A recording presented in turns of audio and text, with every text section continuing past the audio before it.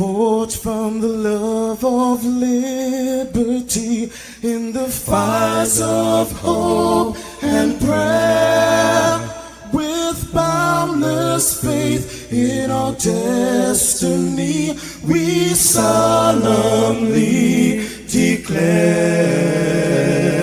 Side by side we stand, islands of the blue Caribbean Sea, this our native land. We pledge our lives to thee. Here every creed and race find an equal place, and may God bless our nation. Here every creed and race find an equal place,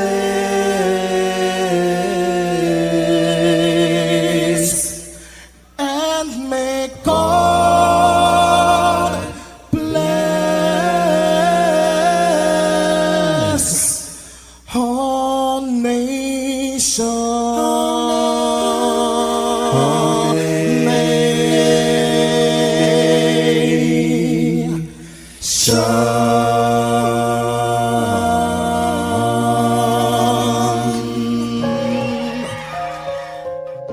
Heavenly Father, we come before you at the start of this new day, giving thanks for life, for health, and the opportunity to serve through this station.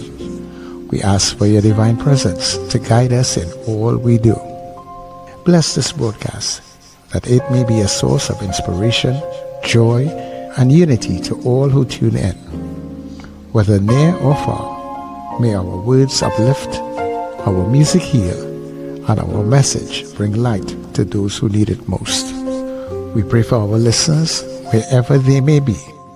Grant them strength for the day ahead, peace in their hearts, and success in all they put their hands to. Cover those traveling with your protection and those at home with your comfort and provision. Lord, may everything we do bring honor to you and be a blessing to others.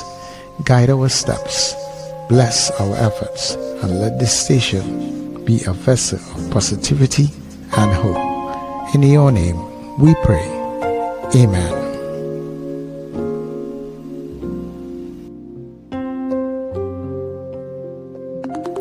Your voice, your soundtrack, your station.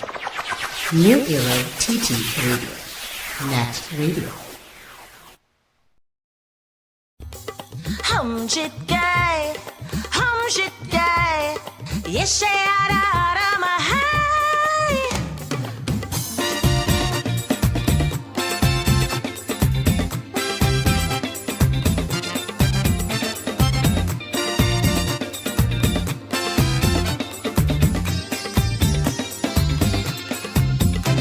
I hear a certain section bragging since last election we win, it's we time now.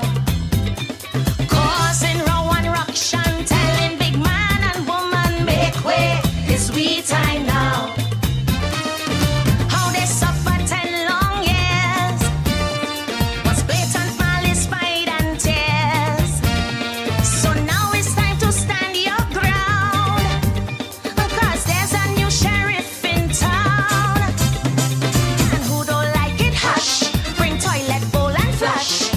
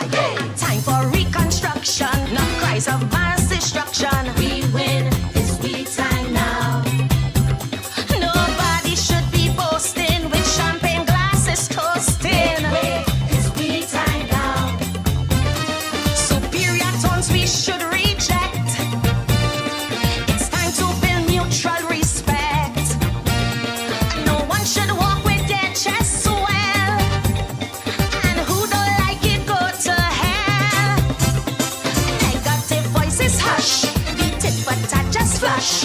We should be acting more mature.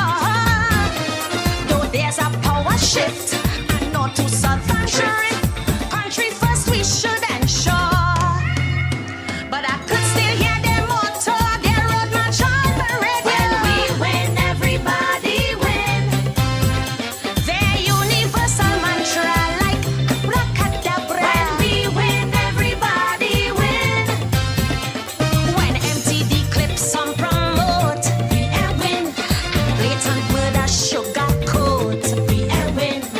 Now they capture Maduro. Tell me who win. Hope they stop the bravado. Till the Kool-Aid some stop drinking. Forget the foolish thinking. Till then, nobody will win. As Kool-Aid some stop drinking. Forget the foolish Wake up, thinking. rise Till up. then, It's the Net nobody Radio Breakfast Show. will Bringing you the energy, Kool-Aid some music, stop and vibes drinking. to start your day right. Till then, nobody will win. As Kool-Aid some stop drinking. And the matter that you're here this morning, trust me, Then nobody will win. your day is just about to get started in the right kind of way. Be foolish thinking. Till then, Good morning, everybody, wherever you may be, Trinidad and Tobago. Kool-Aid some stop Our drinking. neighbors in the Caribbean, good day to you. And our friends who are streaming all around the globe on the Thank you so much for being with us here. It is New Era TT Radio. Till then, We are the heartbeat of the Caribbean, taking you above and beyond. some stop drinking. Forget. Beautiful Tuesday morning it is, right? Till then, nobody will win. As Kool-Aid some stop drinking. As always, I want to say much thanks to the Heavenly Father for bringing us together for another day. And all that we do, dear God, let it be a blessing unto you. I'm yours truly, Sir Charles. Check it in. Till then, Your nobody morning, man. Your man in the morning. will. As Kool-Aid some stop drinking. Forget the foolish thinking. And of course, yes, this is the Get Up and Go as we welcome everybody inside of the Breakfast Show. Yeah, yeah, yeah, yeah, yeah, yeah, yeah. Yeah, yeah, yeah, yeah, yeah, yeah, yeah. Wake up, it's a brand new dawn. The breakfast show got the vibes turned on. From Maracas Bay to the Savannah line. Let's start the day in Caribbean prime. Good vibes rolling through the air. The breakfast show energy everywhere. We talk, we laugh, we make you think. Grab your doubles or your morning drink.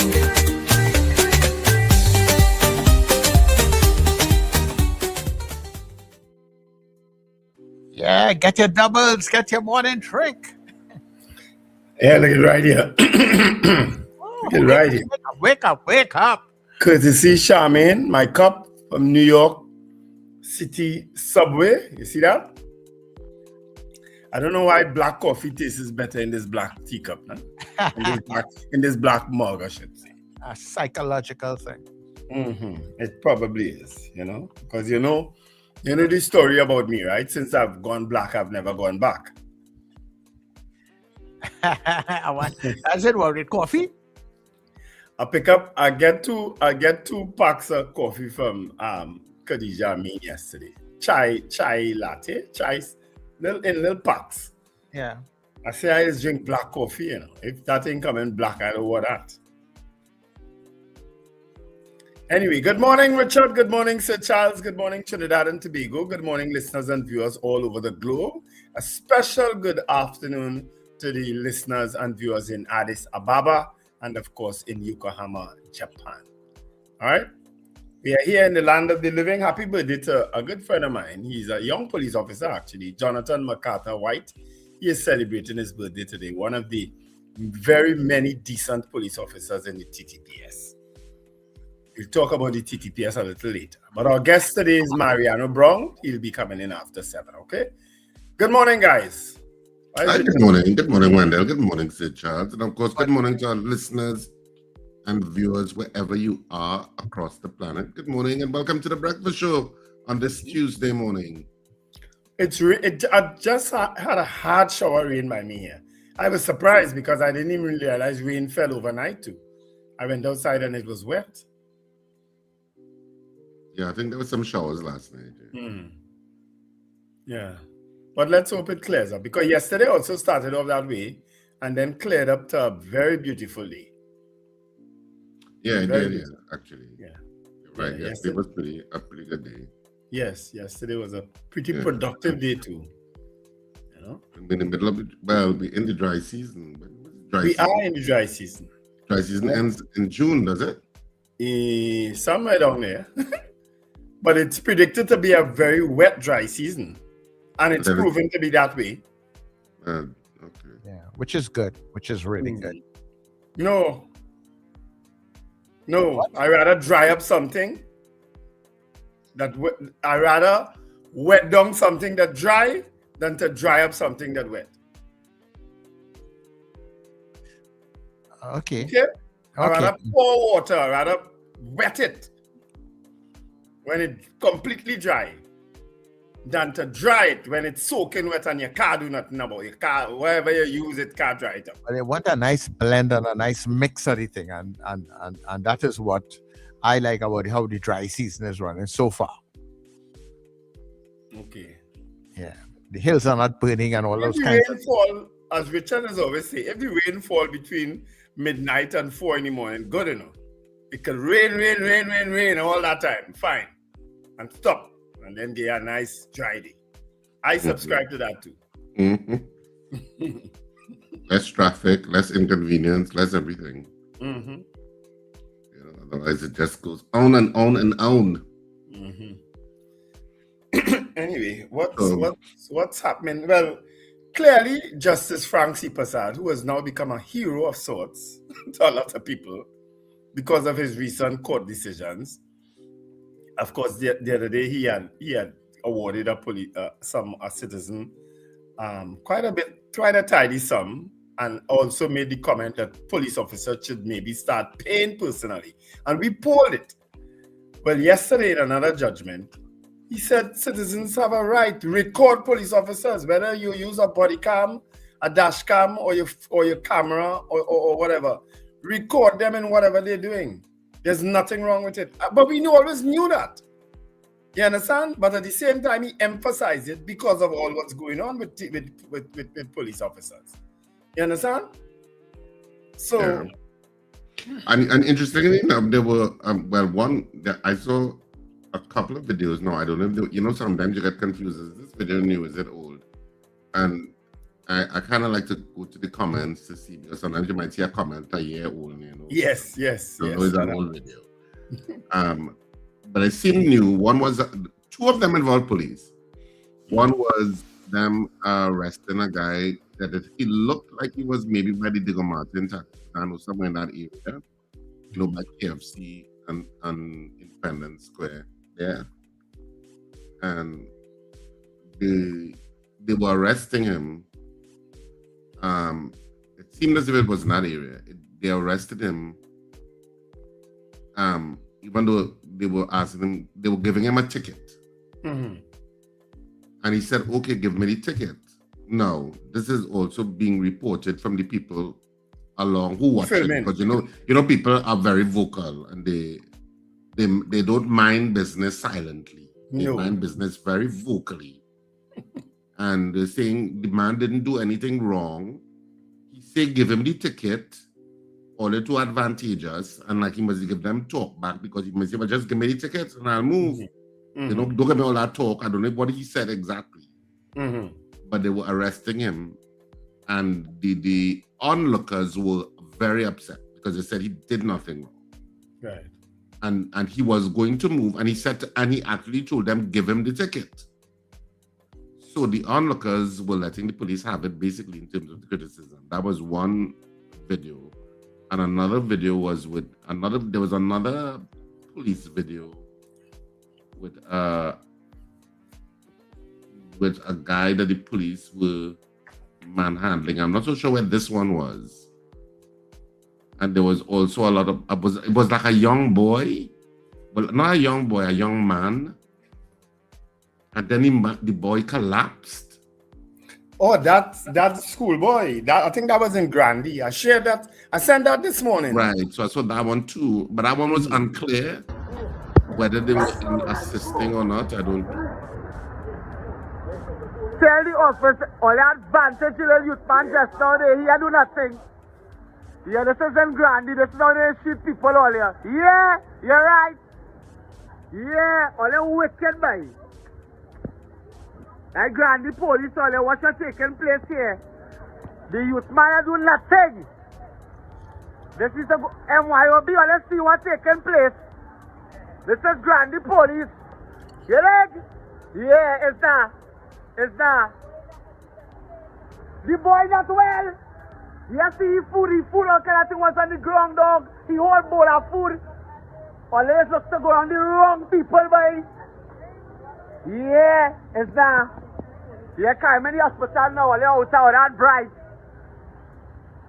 Yeah. Yeah. That boy don't be nothing.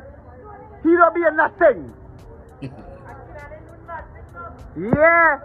While the dragon people shall pick him up, all right?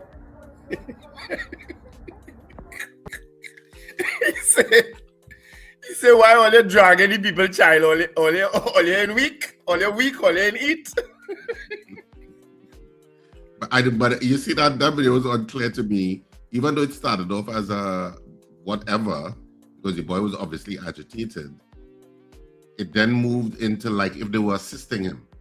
But he just collapsed. Yeah, because he collapsed. Yeah, so he wouldn't show what. So I was confused about that one. I was like, what exactly happened? Why did he collapse? Mm-hmm. And they seem to be assisting him. Because of course, I don't know. I want us to bring the Trinidad and Tobago Police Service into the ambulance care system because they obviously transport people when they're injured and ill. And so maybe they should be brought into the infrastructure because I don't know what it is. Now this one, okay, the police used to have ambulance at one time. Hospital, but going back to the one where we saw where the guy was shot and killed, and they put him in the back of the SUV. Those things disturb me. I'm like, what is the protocol for that? Is there no protocol that the Trinidad and Tobago Police Service must call an ambulance? And the girl because didn't they put the girl too in the back of the SUV? Yes. Both which of them. which may have contributed to why she got paralyzed. Possibly. You know, how is that proper protocol? I don't know how people are not talking about that more. I find that immeasurably strange, and why even the Ministry of Health hasn't said anything and say, but look, even if somebody is shot or injured, you should call the ambulance. Nobody, even the medical association doesn't comment on it. True. They don't. Nobody's commented on it from at least that I have heard as a medical practitioners, that how is that proper process that the police are involved in whatever and they're throwing people in the back of their SUV to carry them to the hospital? I don't know how that makes sense. Guys, the morning is moving very quickly. Let's do our good news and then we'll greet the people in this room.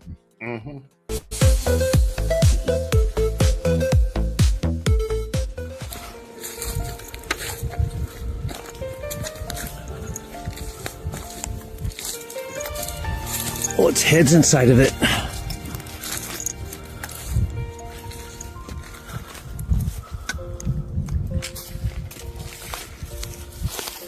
Here, let me try and get it. Wait, you're going down. I have to bend that thing. Poor deer.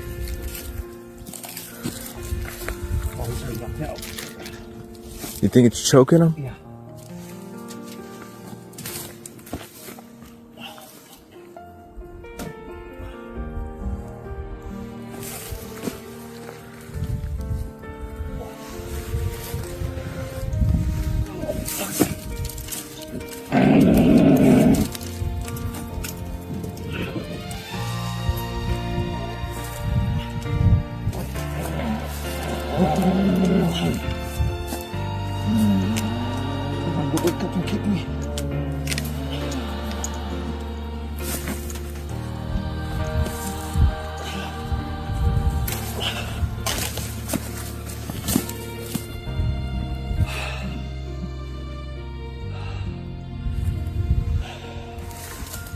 pick up that.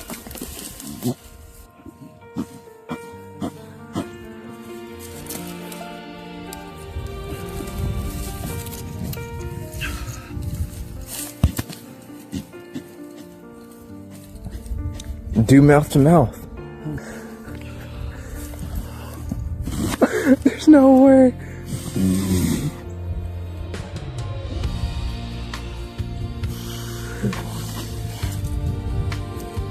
Do compressions.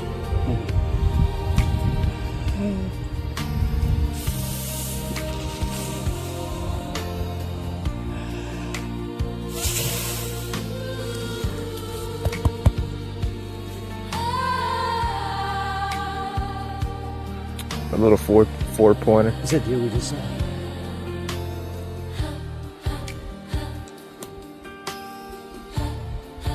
Say what? What's the matter, Daddy? Huh?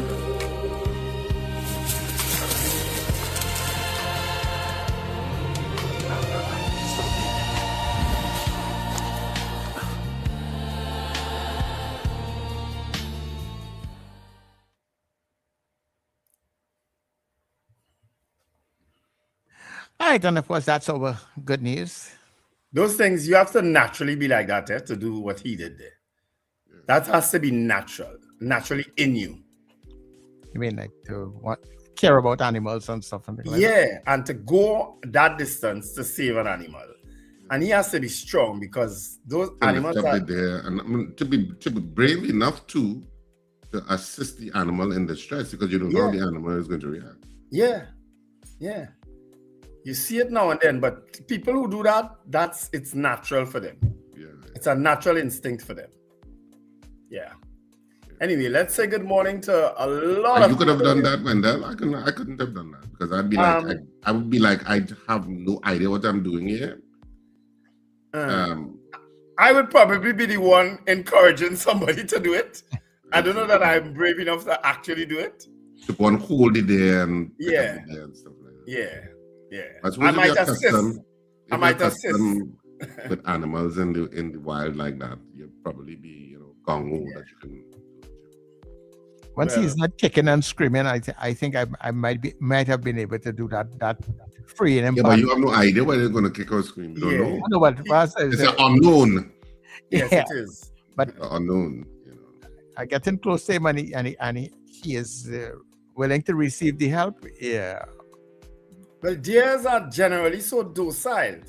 And you saw that in that video. You understand? A deer is naturally a docile animal. So he may have considered that too, that this is a docile animal. And let me just say, deers are very shy. They're very shy. Anyway, Eunice Dublin came in first today. Good morning, Valerie Mendoza, Manuela Peters, Margaret Thomas, Boy Bidesi from Debe, Slick Money Grip, Odell Guy from Sangre Grande, where that video was filmed with that schoolboy apparently. Ava Smith, Erica Charles, Apollinaus, Diane Payne, Wendy Ann and Frank James. And she is wishing today's Wendy Ann's birthday. Is it? Yes. Today's Wendy Ann's birthday. Happy birthday, Wendy Ann, from Frank, Sigrid, Simone, Isaac, and Skylar Ann. And of course, from us here on The Breakfast Show. Happy birthday, Wendy Ann. Yeah, have an absolutely wonderful day. Felix Kazo, good Tuesday morning, gentlemen. Debbie Modest, Merle Makomi, Carol Guevara, Michael Cadet, Sherwin and Juliet Kerr. Carol is also wishing happy birthday to her friend Avion Drayton Bailey. She is the vice president of the TNT Registered Nurses Association. So happy birthday, Avion Drayton Bailey. Robert Taylor, Ingrid from Tucson. Carla Hercules, Gavin Frank from Powder Magazine. Trini in Nashville, Tennessee, if I remember carefully. Ambrose Blah from New York. Joyce Phillip, Miguel Gonzalez. Trini Merle Kitchen from Oshawa, Ontario. Julia Samantha Sandra Gabriel. Good morning to my handsome guy, plus Richard and Sir Charles. Blessings, peace, and love to all. That's not what she said, right? She said all three of you all are us are. You know it on your screen, right? Michael Grandison, who has rejoined us on YouTube chat. Morning, Sankofa. Blessings, bountiful graces and blessings. Thanks for giving me access to add my comment. What? Nobody had denied you? I don't know what happened before. Because all of a sudden you are dropped off. I don't know why. Marlon Motley, good morning, everyone. David McCarthy. But that's a chance was he banning. I wonder. That is not so. Somebody else was You see how quiet he got? No, well, Such as you banning people by here. don't drag me to that kind of thing. You know what I'm saying? It's true, Sankofa to send some long messages sometimes, but you don't have to ban me, man. But you're doing the wrong thing. Good morning, Marlon. Marlon Motley says good morning. Man Crab, that's Jaron Joseph. I love the Karen Calypso. Yes, that's a nice Calypso, Karen Ashe, that you played this morning, St. Charles. Richard M. Jeremiah, our colleague here on Net Radio. Black Panther Raw. The TTPS is a lawless bunch. Yeah, most of them, sadly. Blessings all from Carlisle Cupid. Morning, Mrs. R. Good morning, Mrs. R. Carlisle says like we are in the Gaza. Dave Gosain says good morning. Miguel Gonzalez, that deep lucky, that dear, I guess. Lucky was not in Trinidad. Prabha Ramdial, good morning, Miss Ramdial. Kenny in Harlem says good morning. Shirma Paul, Lester Cragwell, Valerie Mendoza is saying happy birthday to her niece, Zina Tafarai. Happy birthday, Zina. Kim Govaya says good morning to WRSC and to everyone. Oh dear, a beautiful video. Sandra Gabriel said that man did well. If that was in TNT, he would end up like the stray pig. Where did that pig go? Nobody knows. They say just disappear. It ended up in one of the food huts, and then after that, nobody saw it. It's Christmas, you know. People like back. No, it's just the other day that happened. Well, that's for the Christmas. For the Christmas coming. All right. Yeah. Does anyone know what happened to the Savannah pig? That's what I heard. I read Lester Cragwell that it ended up somebody put it in one of the food huts and then they disappeared after that. I think Hunter Search and Rescue went looking for it to release it into the wild and they didn't find it. Wow. Nicola McNichols, good morning, and Trinidad Margot from Florida. Those are our greetings on the chat. All right, so on the WhatsApp coming in very early this morning was Zina. So Zina, good morning to you. Folks in Arima. Peter Wilson, good morning. Archbishop Ashton Clark in very cold Canada. Frank out there in Aruka. Terry Ann Peters, Mova, Patrick Billy in Powder Magazine. Kent in Laventel. Carlin and Kelly in Caranage. Sankofa, I don't know where he's from. Rina Bruno Jennings, Pity Valley people, and Brenda out there in Penal. Also to Pauline, who's up very early on the chat also. And of course, good morning to the Gael family. Thank everybody for being here this morning on the net. So we are going for the break and we will be back. And remember, people, it's karaoke time. We'll get ready to sing, okay? Hey, you. Yes, you. I'm talking to you. So you think you can sing, huh? Well, then be part of our Carnival Karaoke. You know what? I don't like that name. Let's call it Carnival Karaoke. Carnival Karaoke. We'll call it Karaoke. Yeah, so you can be part of our Carnival Karaoke on the Breakfast Show on New Era TT Radio. Yep, it's happening Monday to Friday at 7:50 a.m. starting Monday the 19th of January, and all you have to do is sing a verse and a chorus of your favorite calypso, soca, chutney, old or new. Just sing it good, and you could be our karaoke singer, our champion for 2026. We're taking 2 contestants every day, and we're choosing one winner whose name will go into the championship box. And on Carnival Friday, the 13th of February, we'll have a grand draw for the karaoke champion on the Breakfast Show. The first ever prizes. Well, don't worry about that. You'll get something. Just come and sing and be part of our Carnival Karaoke on the Breakfast Show and New Era TT Radio. Sing, the man, sing.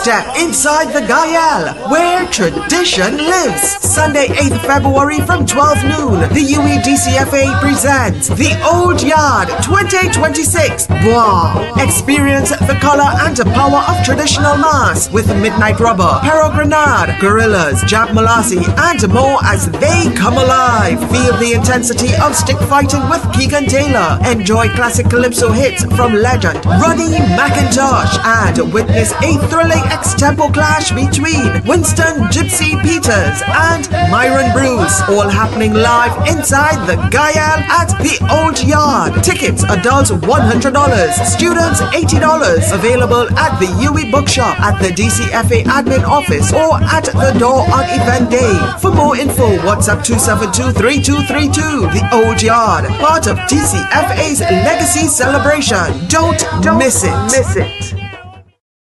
Jump into savings at Furniture Plus. Enjoy up to 40% off in-store and online. Find amazing deals on furniture, appliances, mattresses, and more. Plus extra discounts on credit plans and free gifts with select purchases. Save more at Furniture Plus today. This carnival, the seas are calling. Production Sounds and Ace Limers Entertainment presents Foreign Exchange. A carnival season boat ride like no other. I wanna be somewhere where the music is. Sunday, February 8th, 2026. Hearts Cut, Chakaramos. Step aboard the Ocean Pelican and experience where Soca meets the open water. Boarding 7 p.m. Sailing 8 p.m. Music by Production Sounds. D.O.C. Kevin Baker. Beats by Robin, Young Pro, and Bounty the Voice. DJ Eldon. And featuring International Steven. All the way from the U.S. Tier 1 tickets, $250. Tier 2 tickets, $300. Cooler included. No glass bottles allowed. Get your tickets now at islandetickets.com or call 29218-4747. Sunday, February 8th, 2026. Hearts Cut, Chakaramos. Foreign Exchange. With your bad energy.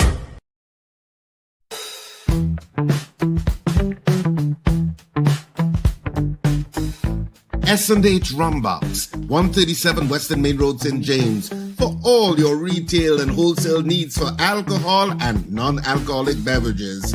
Call us at 686-0599 or visit us at 137 Western Main Road, St. James. S&H Rumbox, drinking out of the box.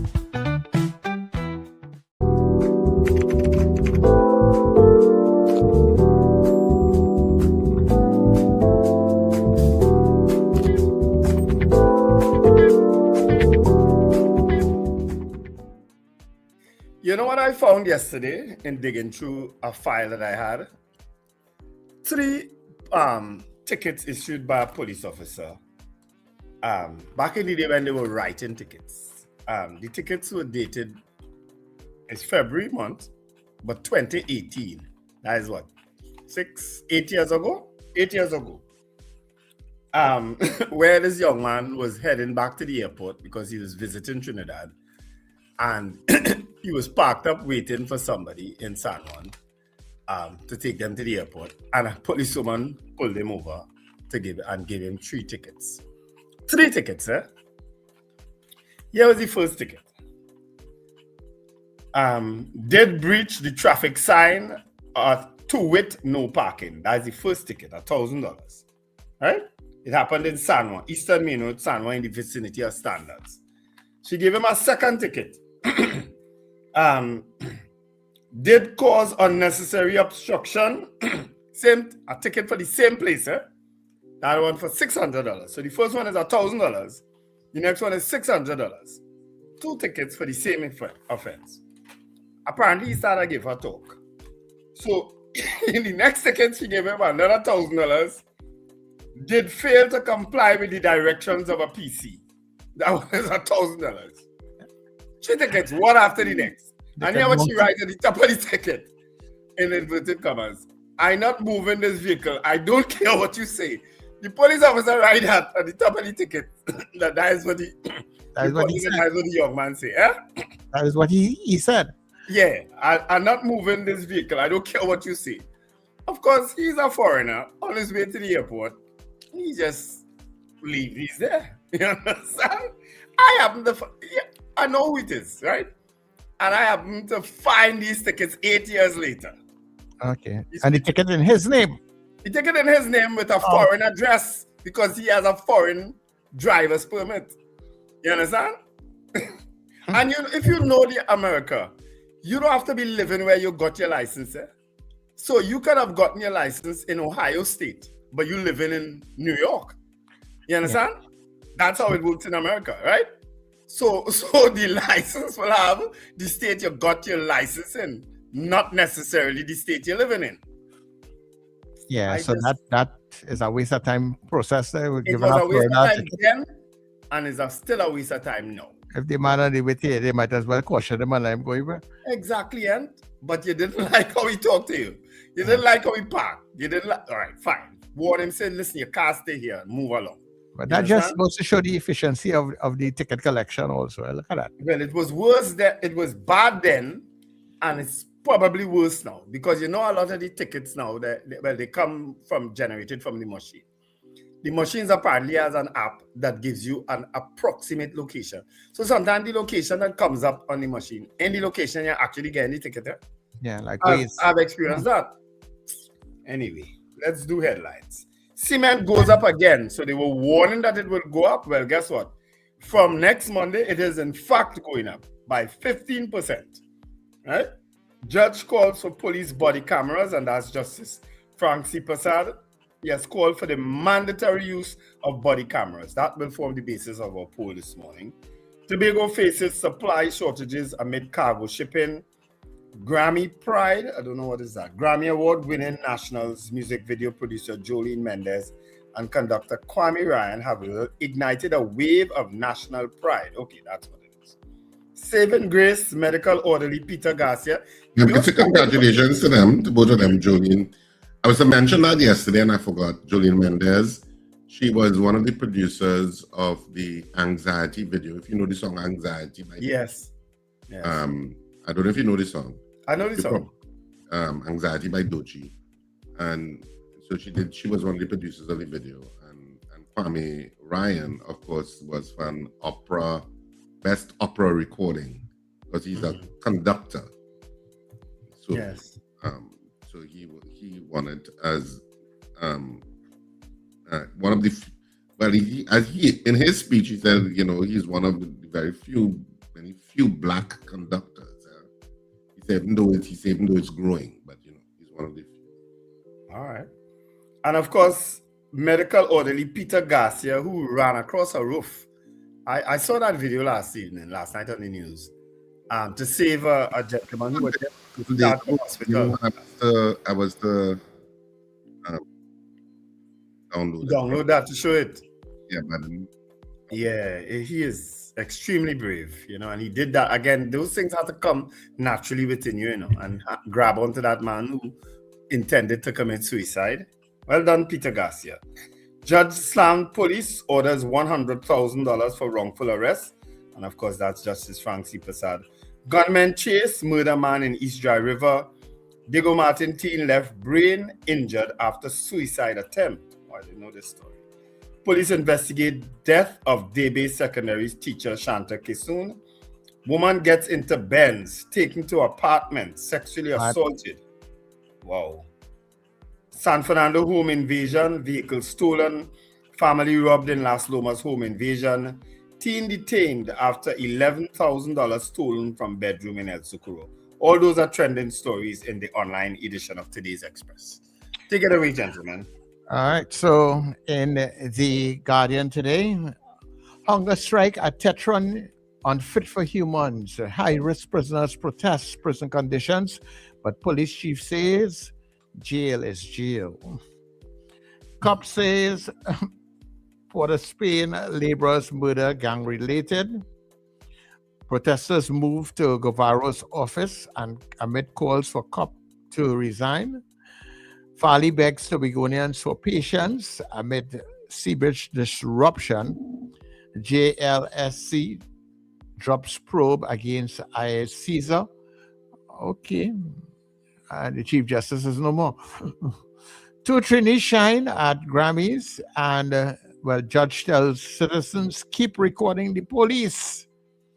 An expert supports judge's call, say it will help with police accountability. And I suppose that is the body camera situation. Yeah, the trending stories in the Guardian today, people. All right. In our newspapers, the two that we have at this point in time. We had to find our next newspaper, maybe I had to get the Sunshine, Richard. The Sunshine still out? I'm not sure. I think that's a weekly paper. I don't buy physical papers. Rarely When ever last buy a you see a physical paper. Sunshine? It does? I say when last you see a Sunshine newspaper? I don't know. I'm asking.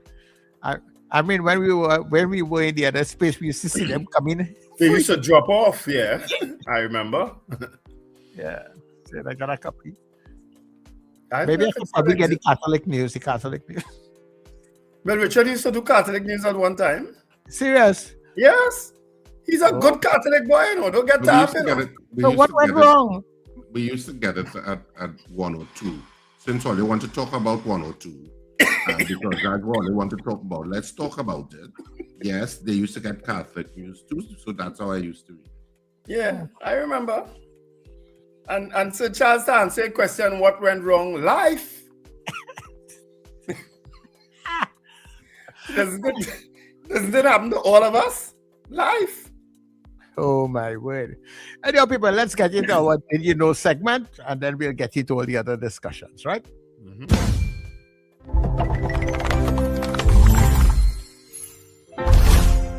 Am I the only one that's never heard of the black coffee theory? So imagine you go into a coffee shop and you want a latte. You walk up to the barista and you say to her, "I don't want black coffee." And she just stares at you and says, "Well, what do you want?" And you just keep repeating yourself, "I don't want black coffee." There's no way that she's going to be able to get you your latte if you keep saying that. And that's how a lot of us go through life. We just say things like, "I don't want to be broke. I don't want to be stuck. I don't want to be sad. I don't want to be sick." And you're just focusing on the problem. You're not speaking to what you want. You're wrestling with what you don't want. And when you put that type of focus, attention, and energy into something, life is going to give you more of that thing. So instead of saying things like that, speak into existence what you do want, as if someone's taking your order. So if you don't want to be stuck, say, "I want movement. I want motion." If you don't want to be sick, "I want health. I want to be vibrant." If you don't want to be broke, "I want financial abundance. I want prosperity. I want wealth." Stop saying what you don't want. Because whoever's listening can't give you what you truly want, because all of your energy is focused on the opposite and the negative. And the things that you say about yourself and about your life have way more power than you realize. I absolutely love that. Man, that's dope to me.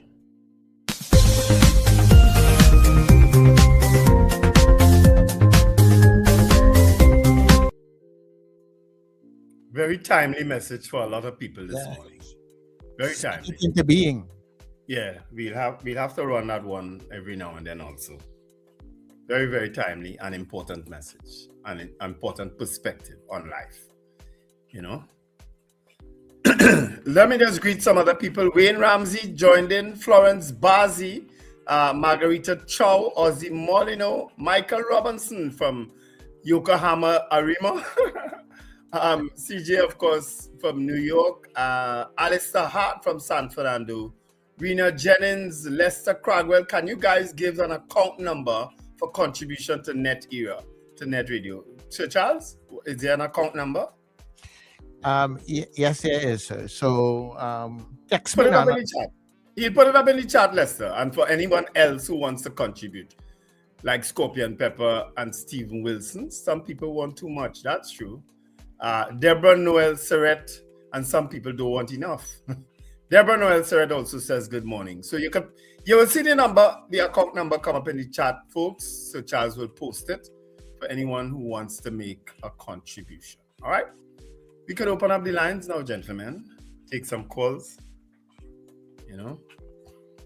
Our guest, of course, in the next hour will be Mariano Brown. We'll talk a bit of on the economy. And our poll this morning, Sir Charles, I reposted it in the chat this morning so you could have it right at the bottom there. So you could start putting it up, of course.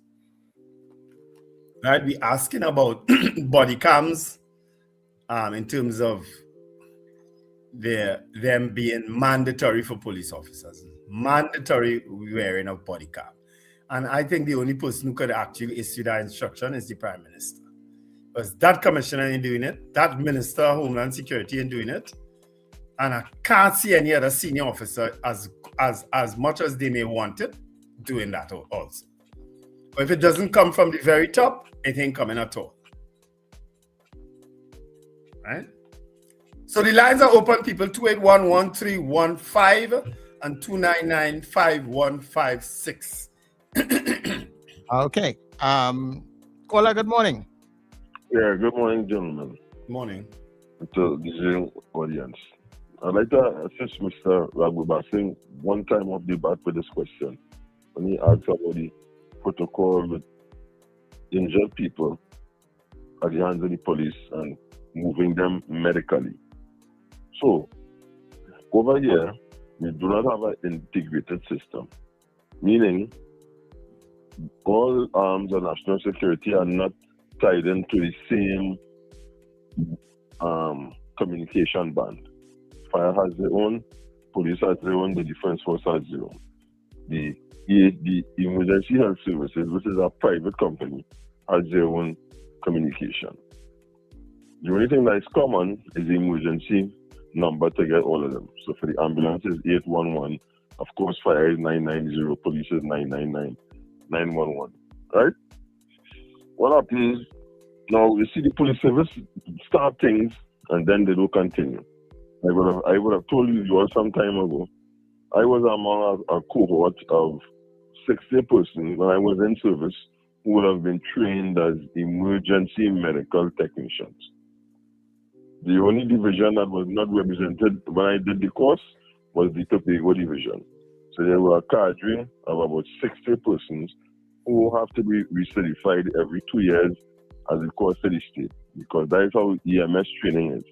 You must be recertified every 2 years, or otherwise it becomes stale and you have to do over the course. The course is very intense. The pass rate for the course was about 90%. You have to, and it was an intense 12 to 16 week course, right?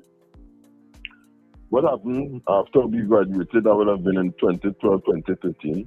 For the first 2 years, there was recertification. However, the people who remained were concentrated in the police academy. So out of 60-something persons, it has now whittled down to about 8 or 10 persons based primarily in the police academy, right? And there's no continuing. There are individual police officers who have trained themselves and gone on to become paramedics. But as a policy, there is no direction from the police service. So what you see there with people that's taking up people and train them and carry them in vehicles, that is standard operating procedure, unfortunately. Now, if we go to outside in the countries that we say are civilized and more advanced than us, every police officer is at least at the first level of emergency response, which is an EMR, emergency responder. And all police vehicles are equipped with a first aid kit. So you shoot up, a police shoots somebody or there is a medical emergency, they can assist them till the ambulance comes. That is not what obtains here, because here we have a problem with spending money to keep things going. And that is the state of play. And I challenge any senior officer listening to say that I am not telling the truth. But I mean, thank you for that information, because for that insight, because it always puzzled me that why there is not more of an integrated response, by what you just explained. And might I just add to close off, right? To explain to people how the ambulance service functions. That is EMR. Because when you do the EMT course, the final part of your certification is you must do ride along with them, right? Ride along with them. You know what happens, sir? If an ambulance is in Shandy Grandi and something happens in Diego Martin, is the closest ambulance to that location that responds. So if the nearest ambulance was offloading somebody in Sangre Grande, that ambulance has to respond.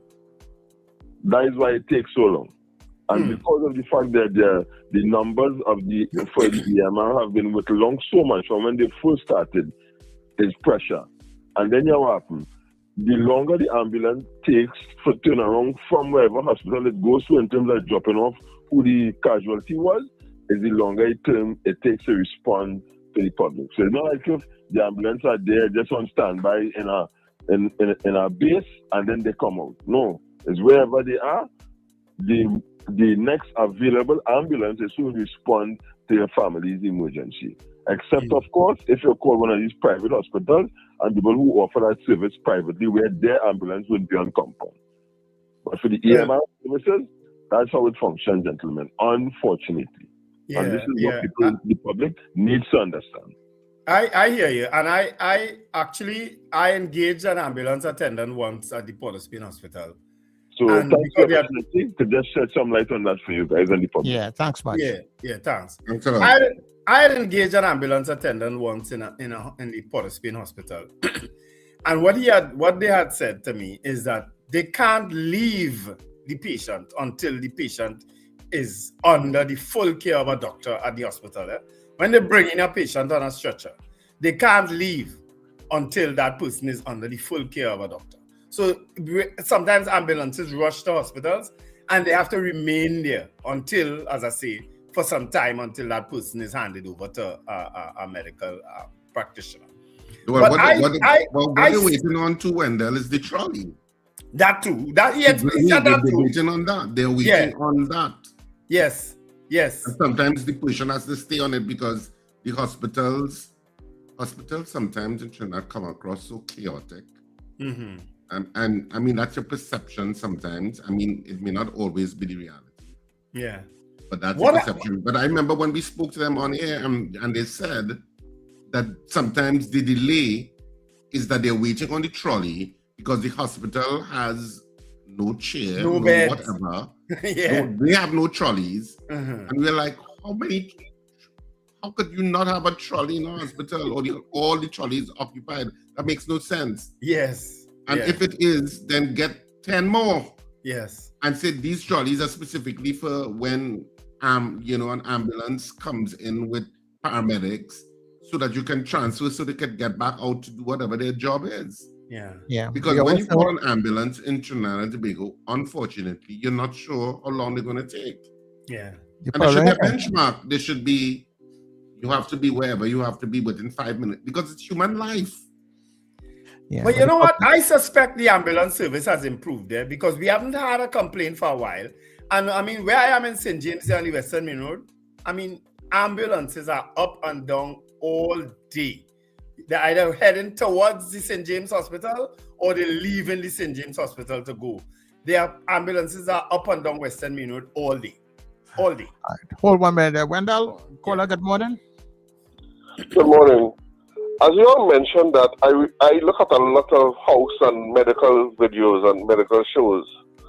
And as you mentioned that, it occurs to me, when an emergency on these television shows, when an ambulance comes in, one of the actions that you always see them do is transfer the patient from the gurney onto another bed. You always see that action. And that would explain, the reason for that might be to get the ambulance back out on the road to service the country. And it now makes sense to me, as you all mentioned, that action now makes sense to me, as you all mentioned, that why they transfer the victim from one bed to another bed. Yeah. The gentleman that called just now, they was absolutely correct. And added to that, I mean, we know we would like to see better first response to police and treatment and whatnot. But let us be realistic. Let us come back to reality, gentlemen. We know the response time of the ambulance service in Trinidad and Tobago. And if the police were to do the correct thing, which is to wait on the ambulance, we, the citizens, will get in a riot because the police will come across as callous and uncaring because there had to be 3 hours for ambulance to respond. You understand? Yeah. So it's a catch-22. It's a damned if you do and damned if you don't in those situations. And we just have to accept the lesser of the 2 evils, which is the police putting the victims in the vehicle and trying to render some aid to them and whatnot. At least I saw a video last week. At least we not as bad as some country it was where the police literally threw the man in the back of a van like a dead person, like a animal. You know, let's fling them up and let them drop in the tree. Bam! I was mortified to see that. At least we ain't doing that yet. Yeah. Okay. Thanks very much. You know when you see that, Richard, your mic. You know when you see that on Chicago. My mic is on. I didn't say anything. Oh, I thought I saw your mouth move. You're sending kiss to somebody else. No, I was about to talk and you interrupted. So. Okay. Hold on one. Caller, good morning. While the guys make up their mind what they want to talk. Good morning, breakfast show. Here you guys here. I am concerned about the ruling of the High Court judge. I think his name is Justice Frank Sipasad in terms of that camera thing with an individual who, sued the state or what it is about the handling of the police issue. And I think that is a really important ruling. And I think the judge hopefully encourage people to record incidents. Don't go between the police and work, or the police could say obstructing them and things. But stay aside and record when you have confrontation, because we know they are rogue police officers and they are damaging. They are not doing good for the police service. I was a member of the defense force. I work with police over there. Wonderful police officers that have. But they have some of them who have issues and they want to be police and at the same time want to be bandits and thief and I speak openly. And if they make a decision what they want to do, they will keep the police and keep putting the police into dispute and the amount of covering up in issues when it happens will not do good for the service. I support the police. As I said before, I work along the police in many operations already in my career, and I am saying the police need to get the act together and deal with rogue police officers. Else we will have a lot of things like what's happening all over this country, where the police protocols are being called into question. So I am saying that ruling, it is a very, very historic ruling by Justice Frank Sipasad in encouraging the public to record when incidents going on with the police. Thank you. Thanks very much. I just want to make one point. You know what? I do not understand why in 2026 do citizens of this country have to remember 999, 990, 811 to remember which one you want and what the number is. True. How on God's earth does that make sense in 2026? Why is there not one common number, whether you want to leave it as 999 or you want it to be 911 so that foreigners who visiting, everybody's aligned with the same number? Why isn't there one number that goes into coordinated, integrated system that sends response units, including ambulance emergency services in case necessary, to the scene of an incident? Why is that so difficult to accomplish? What is it that other countries have that we are banned from getting? I don't know. Maybe that software they said don't sell to Trinidad and Tobago. Because I don't understand it. And this is not a new conversation. No, you have a why, I have a how. So Charles, let me just get me how out of the way. How an Aqua outrun a police vehicle SUV from Maloney to St. Augustine. It have Maloney lights. It have Piaco lights. It have Trinity lights. It have Orange Grove lights. It have Macoya lights. And then you go to Page lights. How a Aqua outrun a police vehicle from Maloney to Saba? And nobody have coverage. Not one of the state cameras have footage. Nobody. No private CCTV pick up nothing. Nobody. Because people probably don't even know that they have footage. You know what is interesting about it also? Besides what the police may consider to be state cameras on the highways and stuff, there are a number of other people who monitor the highways and stuff. Yeah. Remember Steve used to be reading out a whole sort of things about what clear and all those different kinds of things all over the place. How come we have not seen anything? We were told there's footage and audio, but we were advised not to release it. And that you taking all these licks for that? Yeah. And yeah, we gotta go to the news, guys. Wendell, the poll. The poll is up, people. Should the Prime Minister make the wearing of body cams mandatory, effective immediately? But how is the Prime Minister doing that? By legislation? You know, she But could the Prime Minister say... doing that, the Prime Minister, what the Prime Minister going and do? Say, police officers, please wear body cams? No, not please. You see the same way she telling the citizens, the criminals, and them behave yourself? How is she going to make it mandatory to the police service? She Tell does the not control the police TTPS. service. What your name? She does not control the police service. Alistair Gavaro, say hello. Tomorrow, I want all the police officers with body cams. I bet it happen. Right, so we are going for the news. People vote on the poll, yes or no. We'll be back.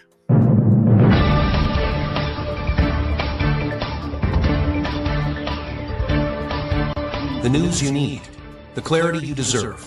Local, regional, global. This is Net Radio News Now. This is news for Tuesday, the 3rd of February on New Era TT Radio and Guile Caribbean TV. I'm Derek McMillan.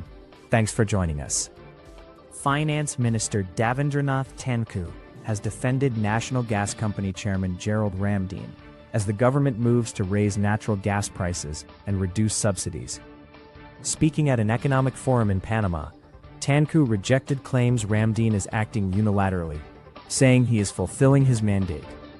NGC has told manufacturers gas prices will rise by 60 to 70% as long-expired supply contracts are renegotiated at point leases.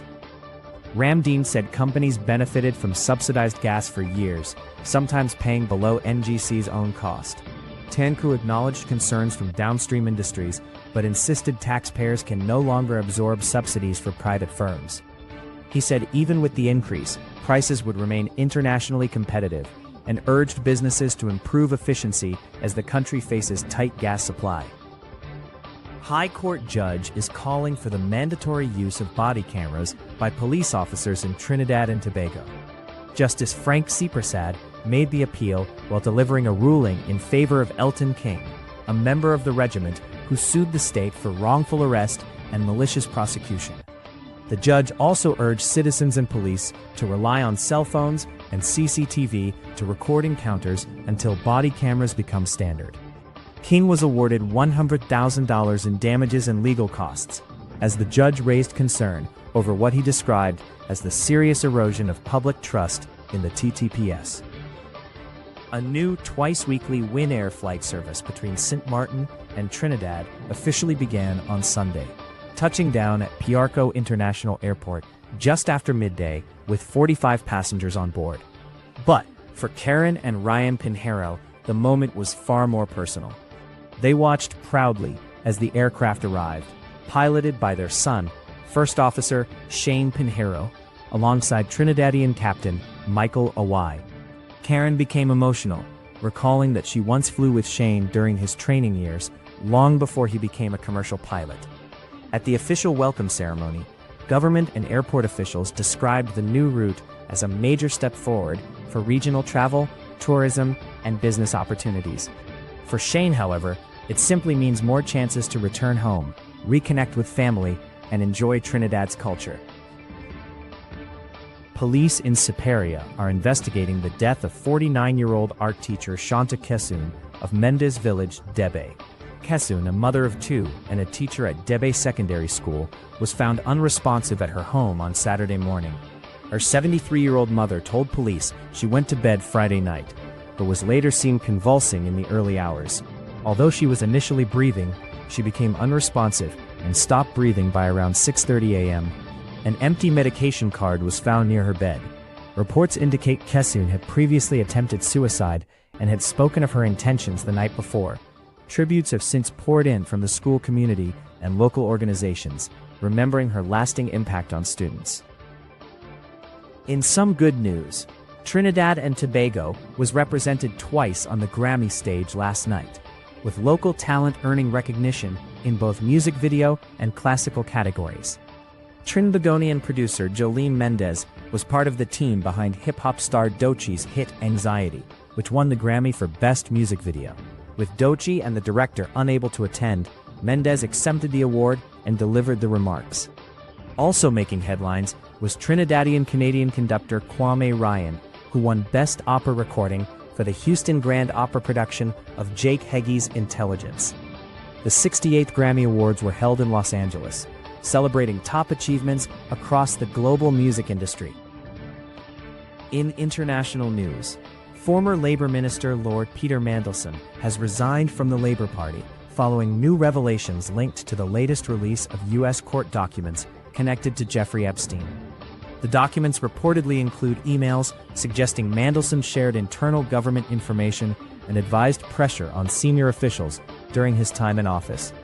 Prime Minister Keir Starmer has ordered an urgent review of Mandelson's past contact with Epstein and said he should no longer sit in the House of Lords. Several MPs have also called for a criminal investigation, and the Metropolitan Police says it has received reports of alleged misconduct in public office, which it is now assessing. Mandelson has not yet responded to the latest allegations. And that is news at this hour. That was news now. Stay informed with New Era TT Radio, Net Radio.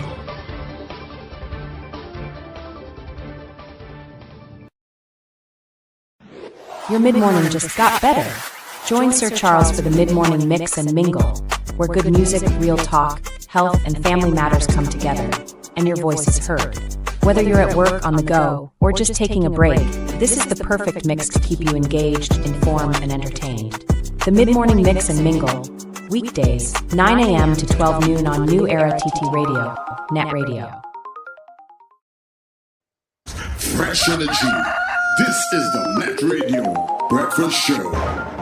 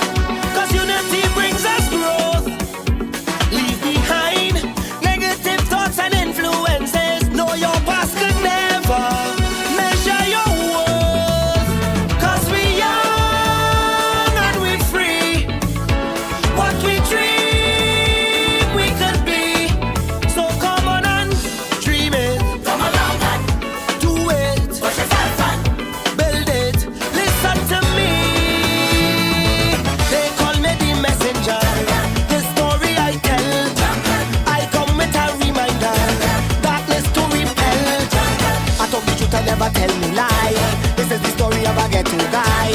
But don't you see it with an open eye? From the bottom I go so and fly. Yes, I am the messenger. I come to ignite, transform to the defender, jam into the light. Yes, I am the messenger. I come to ignite. Just got better. You're locked into Mac Radio Breakfast Show. Fueling your day with the best music and real talk. Transform to the defender, jam into the light. Hey everybody, good morning to you once again. If you're joining us for the very first time this morning, we thank you so much for making us your choice. Of course, this is the Breakfast Show, and it's coming to you on New Era TT Radio, the heartbeat of the Caribbean. Yeah. And of course, you're also coming to you on Gael Caribbean TV. So I say good morning to all the folks and all the different platforms locking up, locking in. Yes, I am the messenger. I come to And of course, when we come off of the Gael TV feed, somewhere around 8:30 this morning, most morning, you can listen to us all day, every day at newerattradio.com. That's newerattradio.com. Also, New Era TT Radio on TuneIn. All those who are using TuneIn, you got us on your Alexa and Google devices. Yeah. So remember, when you go to the platforms, you can like, you can subscribe, you can follow the different channels, which is YouTube, Facebook, Instagram, and you can also support us.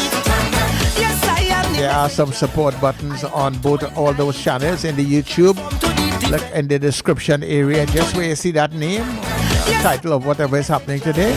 You see there's a little thing that says more. Open that, and that will tell you exactly how you can donate or support to the channel, all right? You can also text the word donate to 299-5156. So all you folks on the who wanted to know how to donate to the channel, 299-5156. Just text the word donate, and we will send you the information as to how you can do that also, right? So the poll is up. Do you think the Prime Minister, whichever way, however, should make it mandatory for the police in Trinidad and Tobago to be wearing their body cameras, right? So you're voting yes, you're voting no. Yes, I am the messenger. I come to ignite. And we will tell you how you voted when we come back. So stay with us here on The Breakfast Show.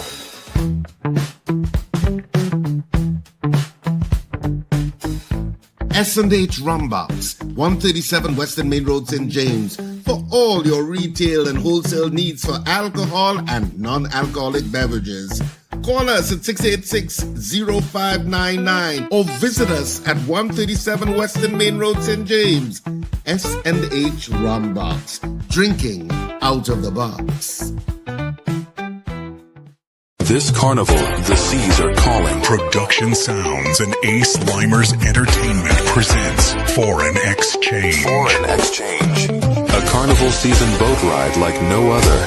I wanna be somewhere where the music is. Sunday, February 8th, 2026. Hearts Cut, Shakarama. Step aboard the Ocean Pelican and experience where soca meets the open water. Boarding 7 p.m. Sailing 8 p.m. Music by Production Sounds. D.O.C. Kevin Baker. Beats by Robin, Young Pro, and Bounty the Voice. DJ Eldon. And featuring International Steven. All the way from the U.S. Tier 1 tickets, $250. Tier 2 tickets, $300. Cooler included. No glass bottles allowed. Get your tickets now at islandetickets.com or call 29218-4747. Sunday, February 8th, 2026. Hearts Cut, Shakaramas. Foreign Exchange. Jump into savings at Furniture Plus. Enjoy up to 40% off in-store and online. Find amazing deals on furniture, appliances, mattresses, and more. Plus extra discounts on credit plans and free gifts with select purchases. Save more at Furniture Plus today.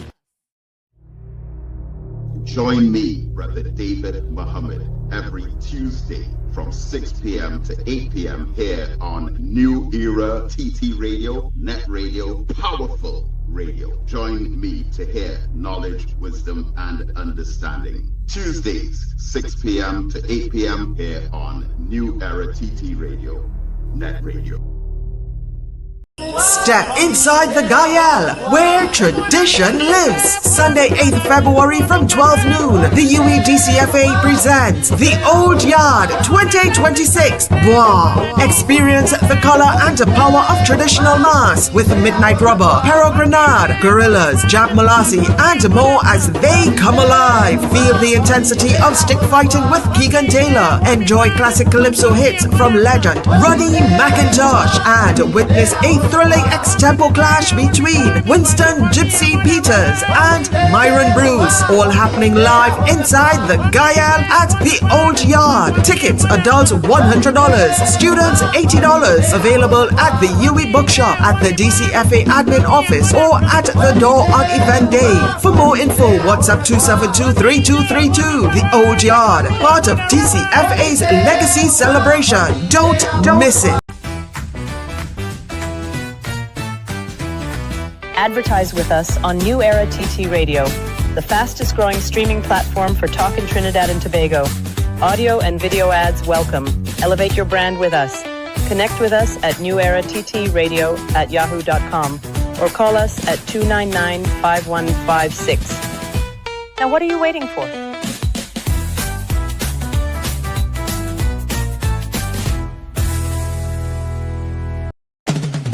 Hey, you. Yes, you. I'm talking to you. So you think I can sing, huh? Well, then be part of our Carnival Karaoke. You know what? I don't like that name. Let's call it Carnival Karaoke. Carnival Karaoke. We'll call it Karaoke. Yeah, so you can be part of our Carnival Karaoke on the Breakfast Show on New Era TT Radio. Yep, it's happening Monday to Friday at 7:50 a.m. starting Monday the 19th of January, and all you have to do is sing a verse and a chorus of your favorite calypso, soca, chutney, old or new.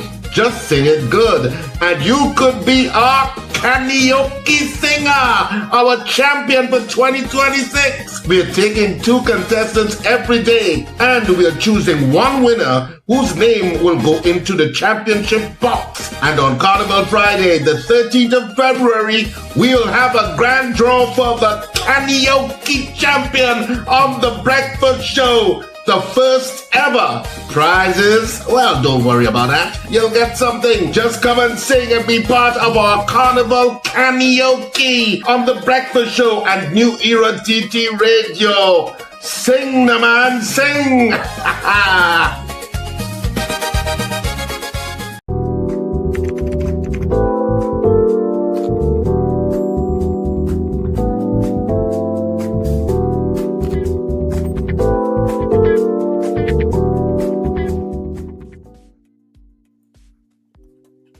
Welcome back to the Breakfast Show. Of course, you would have been privy to our poll. Should the Prime Minister make the wearing of body cams mandatory, effective immediately? And I know that the Prime Minister had made a statement recently that police officers should wear body cams. And if you remember carefully that morning, Richard had said, no, the word needs to be must. Yeah.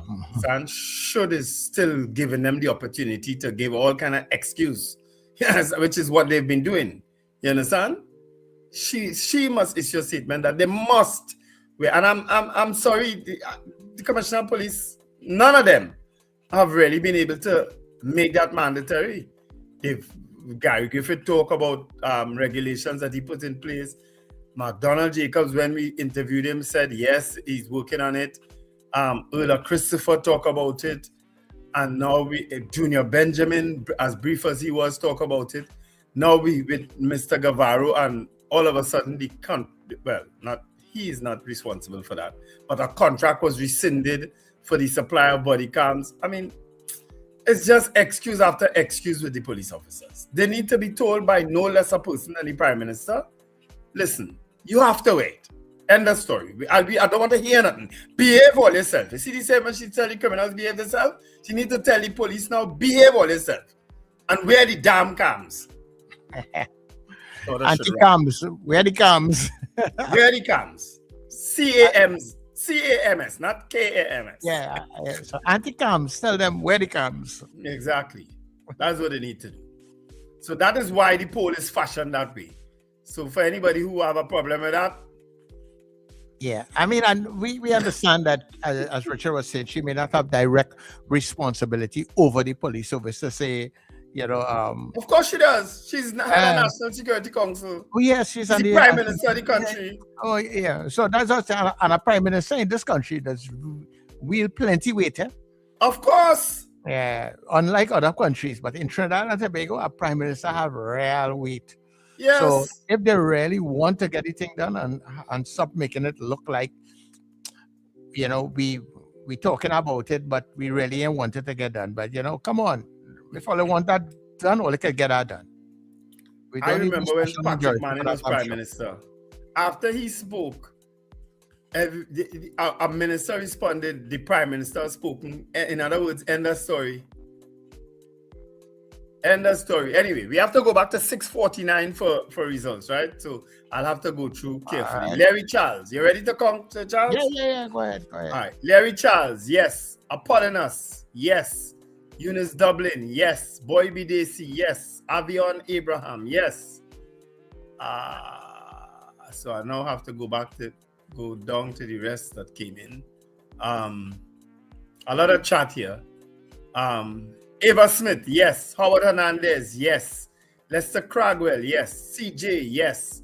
Lloyd Cave, yes. Rena Jennings, yes. Michael Oliver, of course, yes. Miguel Gonzalez, yes. Magic, yes. Joyce Phillip, yes. Michael Cadet, yes.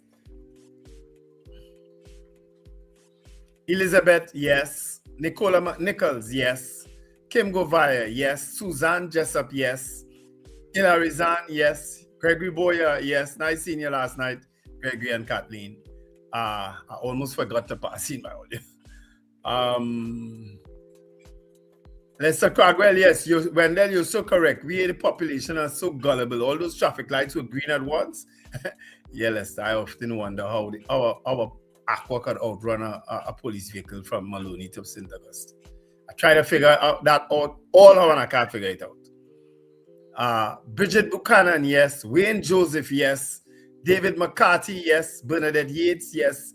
Brennan Smith, yes. Scorpion Pepper, yes. Margaret Thomas, yes. Margarita Chow, yes. Deborah Noel Surrett, yes. Marlon Motley, yes. Kazim Mohammed, yes. Kenny and Harlem, yes. Where we know? Black Panther Raw, yes. Ingrid from Tucson, yes. Robert Taylor, yes. Alistair Hart, yes. Fran Romani, yes. Valerie Mendoza, yes. Dave Gosain, yes. Cheryl Marad says good morning. Michael Robinson, yes. Morning, Manish. Finbar Collins saying, okay. I don't know if that's a vote, Finbar, or if you just put nah to talk up to see what you say after. I'm not sure if that's a vote, so send over your vote. Diane Payne, yes. Beauty Culture, yes. Annalie Johnson, yes. Cheryl Maraj votes yes. Sir Relic, yes. That's a brand new name also. Colton Finch, yes. Folks, I can't read all the comments. Black Leo says, oh no, okay, all right. Scorpion, no. Black Leo votes yes. Carol Guevara votes yes.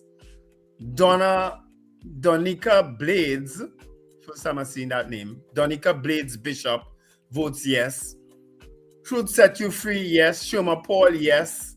James Kamau, yes. And Ron DeSantis Jr., hell yes. Those are the votes I have, Sir Charles.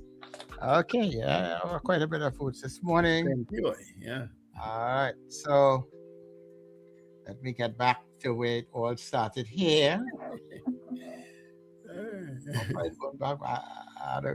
Okay, so Pauline says yes. Then we had Brenda saying yes. Joanne in Monclove says yes. Afria says yes. Judith in Tobago says yes.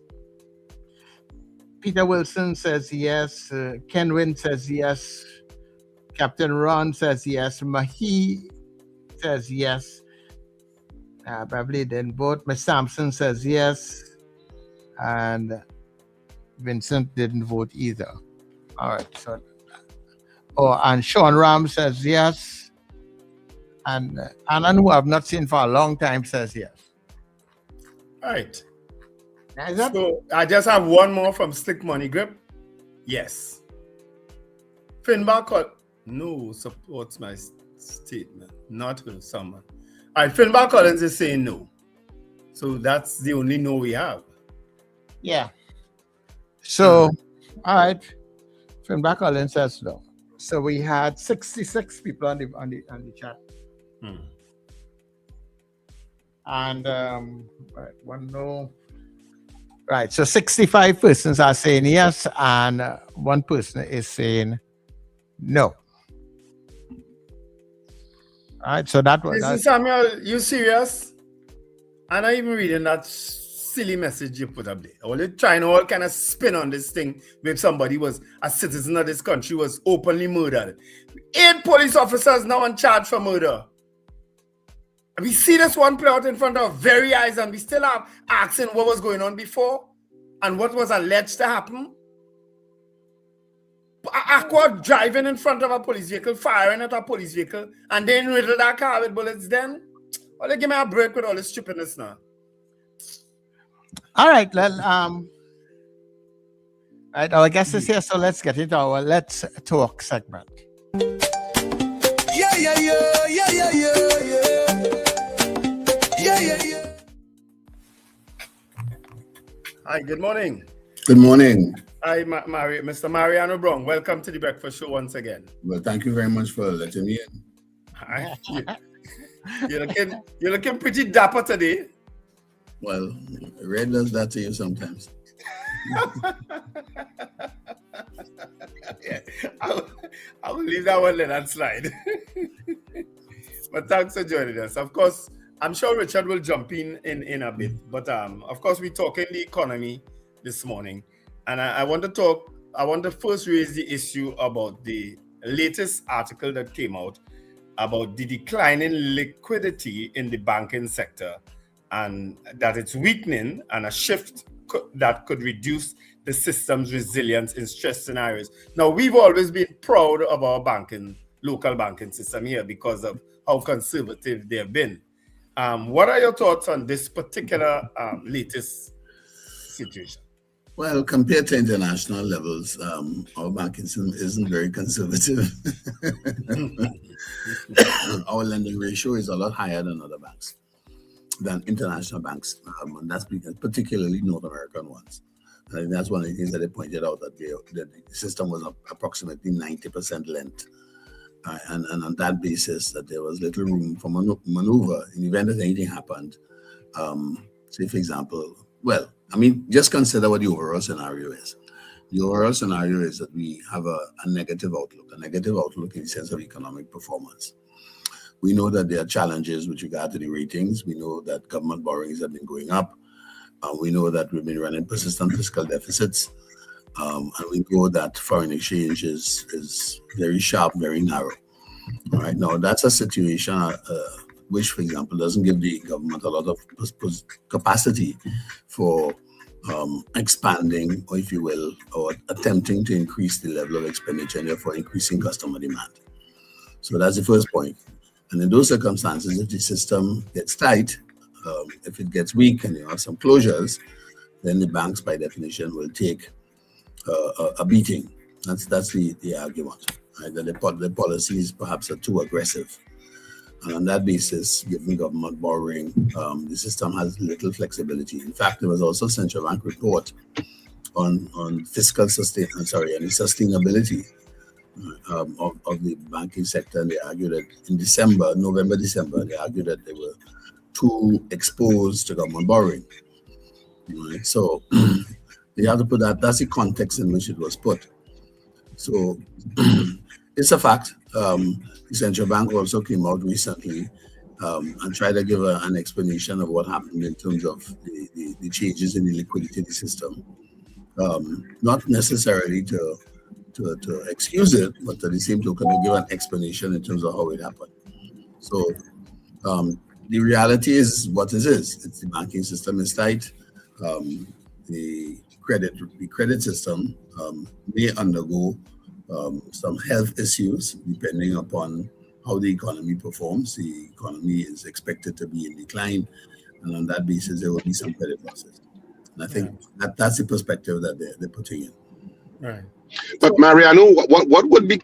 I'm not sure if I missed it, but what would be causing? Because I know a lot of the times over the years, governments have previously said that there was excess liquidity in the system, in the banking sector, etc.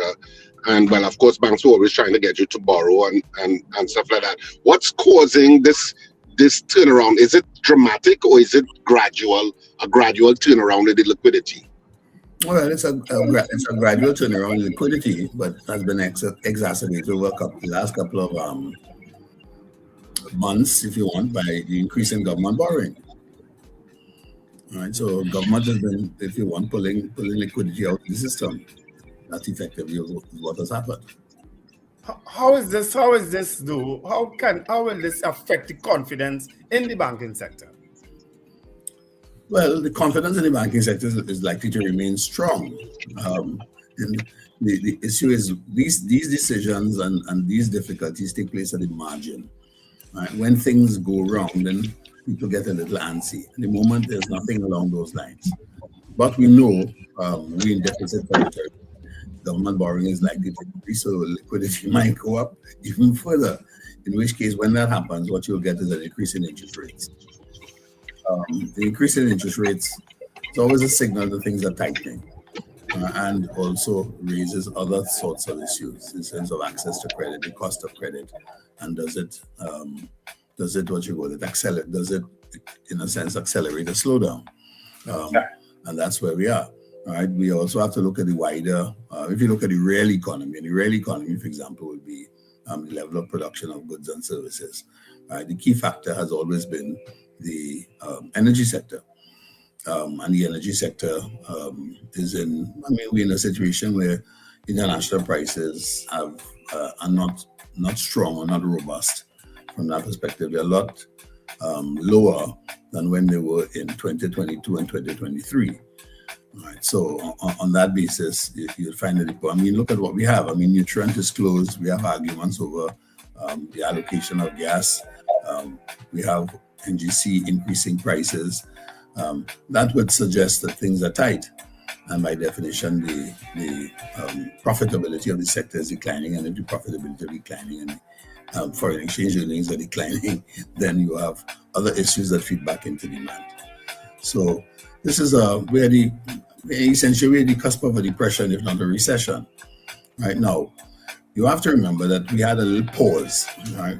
Remember, started in 2014, prices in the energy sector fell, as well as the overall production in the energy sector, production of natural gas. This is the reason why the government has been paying close attention to cross-border gas fields in the case of Manatee, and in the case of Dragon. We're looking for alternative supplies of gas. Our production capacity in the petrochemical sector requires approximately 4 billion cubic feet a day. We're producing 2.7. That means that we have a 40% shortfall. I say 2.7 because I'm presuming that the minister said that we had an 8% increase in production. We should carry us at 2.7. I haven't seen the numbers, so I don't know. I'm taking his word for it. But we were operating at 2.5. All right, 2.7 is a lot better than 2.5, but the reality is, given the nutrient situation, that there isn't enough gas to go around for long-term contracts. So the health of the energy sector is in doubt. And when the energy sector catches a cold, so does the rest of the economy. How does the unemployment rate play a role in all of this? Does it at all? Yes, of course. Right. The higher the level of unemployment, the lower the level of demand. and there has been some increases in the level of unemployment, and the margins we are seeing, if you want the smaller, the SME sector. The SME sector is where a lot of our employment is. And if the SME sector is undergoing shakeout, and there are two reasons for that. There's overall fall in the level of demand, which I alluded to earlier. And then the second part of that, the change in government taxes have affected one particular sector. And that sector has been, of course, leisure. The bars and so on have been complaining about gaming licenses and the cost of gaming licenses and the capacity to remain open. So there's been a fall off in demand at that level. Even, Kentucky has now become a what you call it, a leading indicator of a decline in domestic demand. Because it itself has announced that its demand is declining. Okay, I wasn't even aware of that, because Yes, I know that some other major places have been undergoing some issues. Häagen-Dazs would have closed up a branch. Standards in St. James is no more. I was surprised when I passed there and I saw that. You know what I mean? And there was shakeout in that sector. There's shakeout in that sector. So they sold off Standards. I can remember the market, in a sense, is not dominated by Courts. Right? So the model is similar, but Courts has been far more attractive and doing far more things. So the Anson McCall Group has come out of a market segment in which it is no longer dominant. And that happens. Right? So you will find changes. Those organizations, those companies which aren't doing as well as they did, they're going to close up the businesses that aren't giving them the rate of return that they're looking for or are losing money. Right? News, they close down, same thing. But the thing about it, the newspaper business is under stress internationally. The business of reading, buying paper, is under stress internationally because we moved to online reading, online everything. Yes. So nobody's going to buy paper in that sense anymore. All right. So what you have in the case of the Guardian Media Group and the Express Media Group, they have an integrated position. So that means they get some back office, for example, efficiencies, because news is news, whether it comes on the radio, whether it comes on the TV, and whether you see it in print. All right. So where are people, in a sense, paying the attention to, right? Media. As distinct from, when I say media, I'm talking about live media like this, the radio, right? As distinct from going. So as distinct from buying a paper. Now, Newsday only operated in one segment, which is really the paper-based segment and electronic reading. And I don't know if you've noticed, but there are a few online distributors, right, who, for example, are breaching the model. They're getting copies, PDF copies of the paper, and they share it around. That means you're not buying, right? A subscription to the FT is approximately £400 a year. £400 a year is $4,000? Multiplied, no. Yes, by 10. Mm-hmm. By 10, about $4,000, right? Mm-hmm. And right now you could get the FT electronically for free, right? Now, not very happy. The FT can't be very happy with that, but every international newspaper is happy with that. So you have to say there are trends within certain industries that are international. There are trends which are taking place in the domestic sector, which are domestic. So, for example, the closure of the pubs, bars in the case of Trinidad and Tobago is associated with two things: a little fall off in demand, and increase in the price of alcohol. So that means that there will be some adjustment in terms of alcohol consumption. And on the same token, what you have is an increase in taxes. So it means that the margin for the businessman has decreased substantially. And some of them decided, well, I can't make any money doing this, so I'll close down. Yeah. Mariano, what I wanted to ask Mariano, in a situation, because the government obviously has made certain decisions.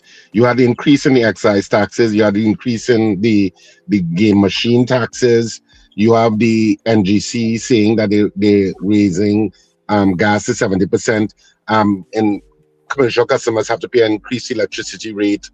All of these decisions, there is a point at which I guess you're balancing government revenue against the deficit.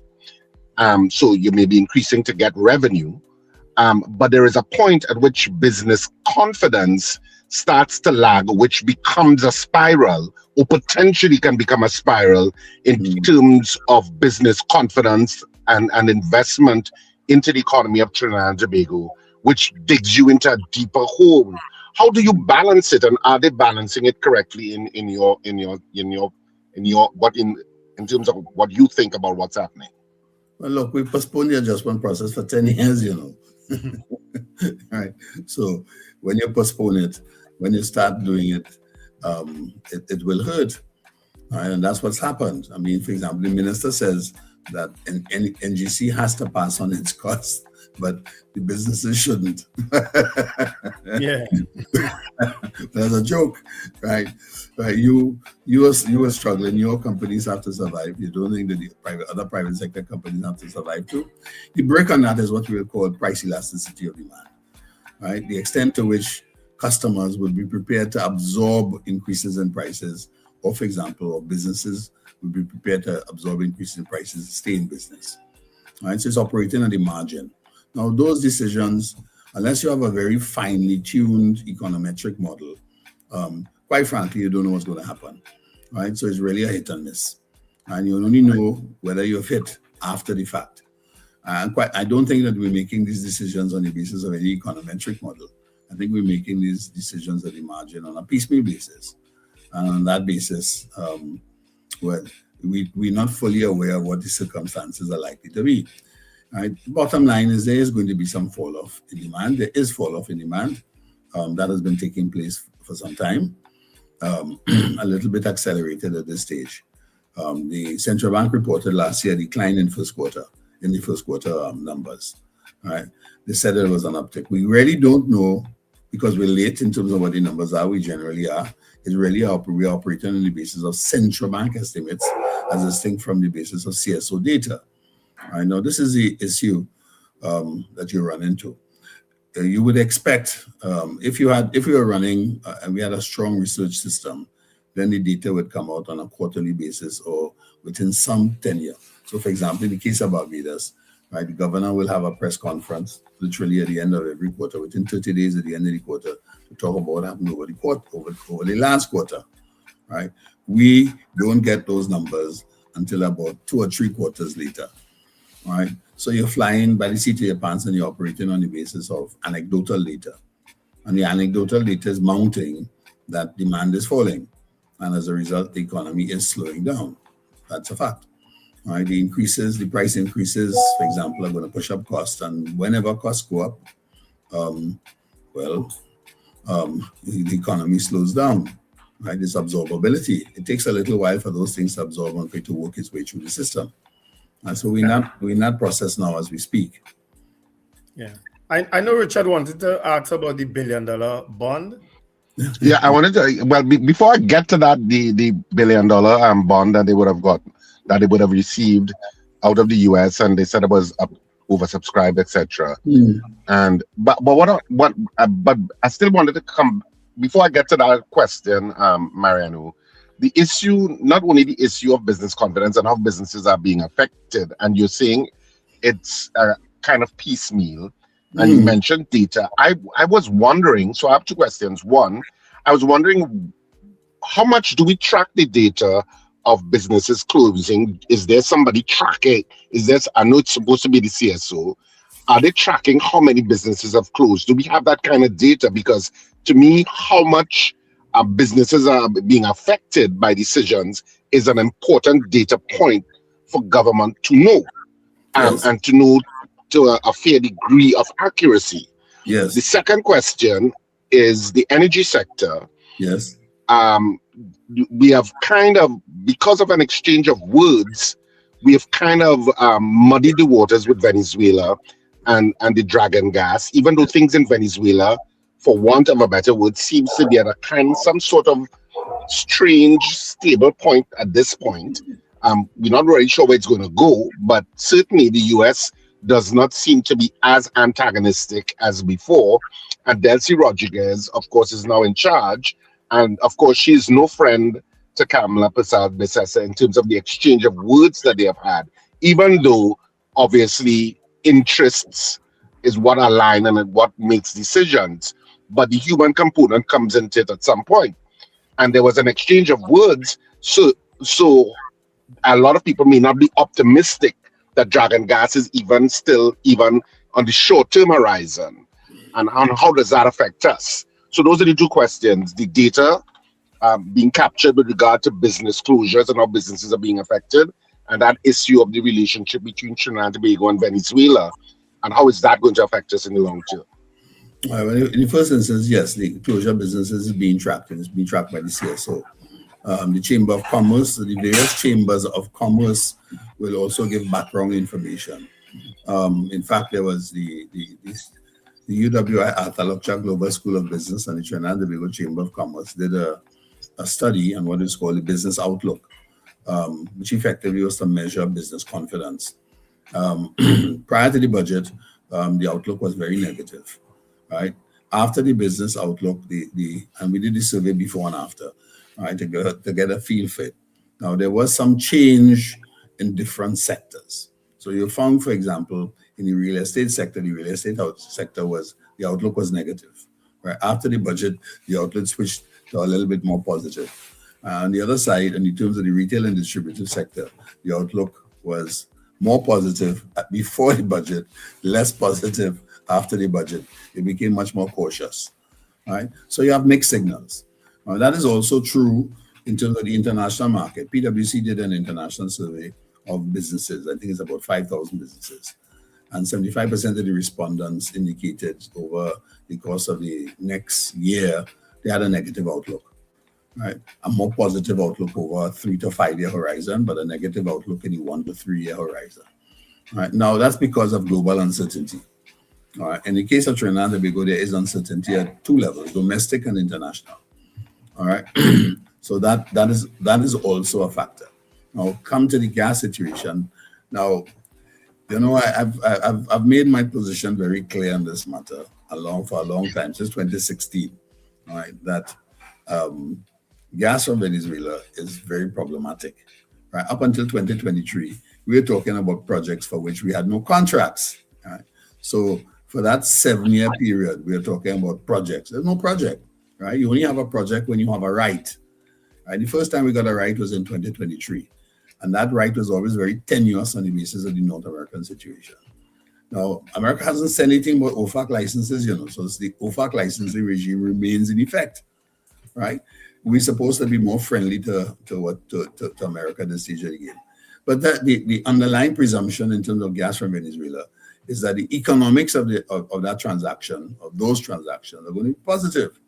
And the answer is they're going to be far less positive than finding gas in Trinidad and Tobago waters.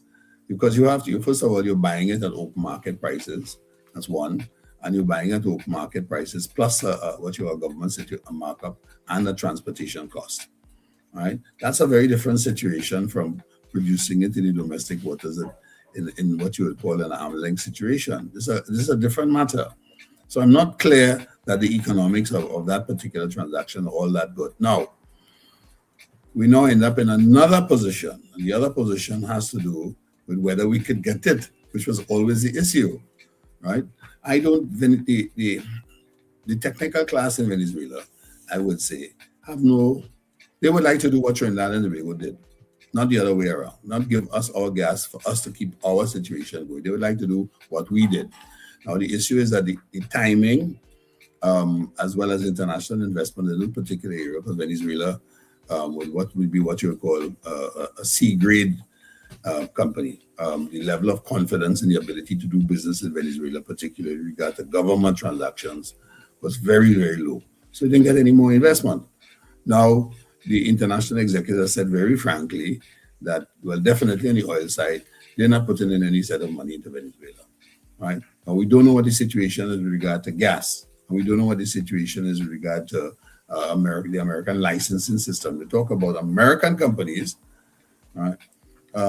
Shell is not an American company. It's a multinational. It's not an American company for sure. So there's no real beneficial factor from that perspective. Perhaps that will add some flavor. And then at the same token, whilst we talk about America and directing Venezuela, the regime is still in position. They have made changes. We don't know the full impact of those changes either. So the idea of Venezuela gas coming to Trinidad and Tobago anytime soon is not on my horizon. Yeah. And I don't think it's a simple issue as a few little personal exchanges. These were substantial nationalistic issues, right? And Venezuela is not in this situation. I mean, apart from the fact that America is able to influence, direct, and control. Well, I'm not clear to what extent that is possible, right? They may have removed Maduro. They haven't changed the regime, right? The regime is still intensely nationalistic from that perspective. So I don't know that we're any closer to doing what we want to do with regard to gas for Venezuela. Yeah. Right? And that's reflected by the inability of the government to take a position at the energy sector conference, right? Notwithstanding the Prime Minister's statements, every government of Trinidad and Tobago, right, whether the energy chamber represented X, Y, and Z interests, always took a position. All of a sudden, we discovered that the chamber is controlled by interests which are not in the which don't accord with that of government. So you don't think it was productive, the decision of the government to avoid going to the energy sector conference? It seemed unnecessary. It seemed to me unnecessarily antagonistic. But I don't know what you're more involved in that assessing these things. I'm like you. I'm a what you call it. I'm an analyst sitting on the sidelines. Right? But I have to tell you, if all of a sudden we were doing it all the time, including in the previous Prasad Bisesa 1.0, everybody went to the energy conference and everybody spoke. All of a sudden at 2.0, we're not going. Well, not going because we don't have a position. What we're going to tell the country? I think that's the real problem. Right? I'm interested to see what's happening at the energy sector conference in Suriname because I see the Prime Minister slated to attend. So if she's going to Suriname to send a signal to Trinidad and Tobago, I'd be very interested in hearing what it is. Right? From where I sit, I think that there was nothing to say, right? And in fact, the Minister of Energy was not in the country. He was in India, right? Looking for additional investment to float the refinery, which is another story by itself, right? Yeah. Not positive. It just seems... But before we go, sorry, Wendell. I just wanted to move. I know we have to get to our stuff and the interview has come to an end. But I wanted if Mario could weigh in on that $1 billion US bond that was sought in the United States. That Minister Tanku was very seemed to be proud about, and that it was oversubscribed. And what is the relevance? And what was the relevance of that? Well, the relevance of the bond is that we have $1 billion bond issue coming due in August, and we have no money to pay it. So we are borrowing to repay the bond, right? So it doesn't really affect the gross value of international debt. What we've done is postpone repayment of $1 billion US issue for another 10 years, right? I suspect that the reason why it was oversubscribed, Trinidad and Tobago has never defaulted, so we have a good credit history from that perspective, notwithstanding the weak outlook and so on. But you also have to look at the interest rate, right? The interest rate is 200 basis points. It's approximately 45% more expensive than it was before, right? So that the minister now has to find $120 million US every year to stay in the same position, which means that he has $120 million US less to spend because the cost of borrowing, the domestic, the service debt, the debt service ratio has gone up. So it means literally it's $20 million extra. He has to find another. So for example, he has $120 million less to spend. And that's going to happen with our international debt. What you're going to find is the debt situation, even if it remains the same, the cost of borrowing is going up. And therefore the fiscal space, right, is going to form a greater claim on resources. So the issue price is $6 at 6.5. The running yield was 6.6. The yield to maturity is about 6.7. Right, that's 2.2% higher than where we were. Well, that's almost a 50% increase in terms of the cost of the price of borrowing. Right, that's a signal in itself. All right, it's a signal in terms of market conditions. It's a signal that Trinidad's rating in terms of where it's positioned. So if I were a borrower, if I'm a lender, and the rate on U.S. Treasury is about 4.2, so we are borrowing at about 2.3, right, higher, 50% higher than the U.S. 10-year Treasury rate. I would invest in it too. So the reason for oversubscription is twofold. And yes, the Trinidad and Tobago should be glad that we're able to raise the money. We avoid a hedge. We increase the average life of the U.S. dollar debt, the foreign debt, from 4.5 years, I think, to 6.5 or somewhere there about. We give ourselves a little 2 years extra breathing room, but it was done at a cost. And if we want to compare it with a comparable issue, it's better than the price that Bahamas and Barbados would have enjoyed, I think, which is about 7%. So theirs would have been 0.5% more expensive. But there's also the Dominican Republic raised a bond in October for about 5.85%. So we're about 15% more expensive than them. And they're about a peer group. They're about the same sort of kind of rating we are. So you could say there was a premium. Right? And in those markets, 25 basis points, 150 basis points matter. Right? People are going to make those decisions on the basis of running years. What was the overall yield that we hear about in terms of bank deposits or in terms of treasuries? Right? So there's a spread. That's why it was successful. Right? And Trinidad and Tobago had a good credit record. What does it mean for Trinidad and Tobago? Well, it didn't give us any additional resources. Right, so there was nothing. It's not going to allow the government to do anything extra, and it was sold as a discount, 98.53. In other words, if it was fully subscribed, not fully subscribed. If it was like the 98.5 is to help improve the yield. In other words, it was priced to succeed. So Right. I get you. And my final question as we close off the interview, unless Wendell has another one. Are you confident in the government's handling of the economy thus far? And do you think they're doing a better job than under the previous administration? Look, they've addressed the issue of national insurance, which is important. That will push up costs for everybody. All right. But that's because we've taken 20 years to address it. All right. And if the longer you delay in these matters, the bigger the impact when you make the decision. Right? So it's going to affect people's payroll. And when it affects people's payroll, it means that people are less likely or less willing to hire more people. First point.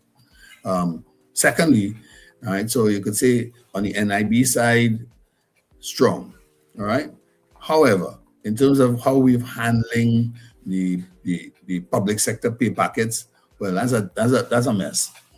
All right, and quite frankly, we don't fully understand what is the net effect of all of this is going to be. Initially, it was 10% only to PSA, and everybody else will get the same amount. Now the reality is kind of the rubber has hit the road. Everybody wants 10%. Everybody getting 10%. Everybody getting 10%.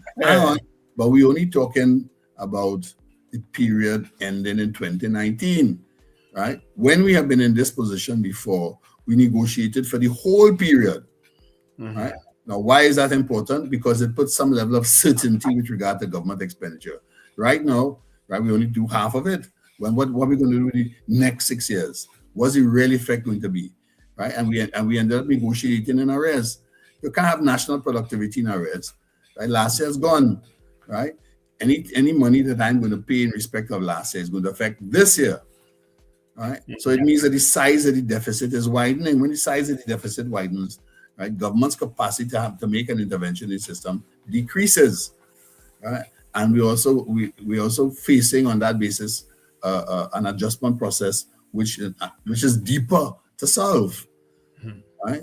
So positive in one sense on that particular issue with regard to the payroll cost, very negative.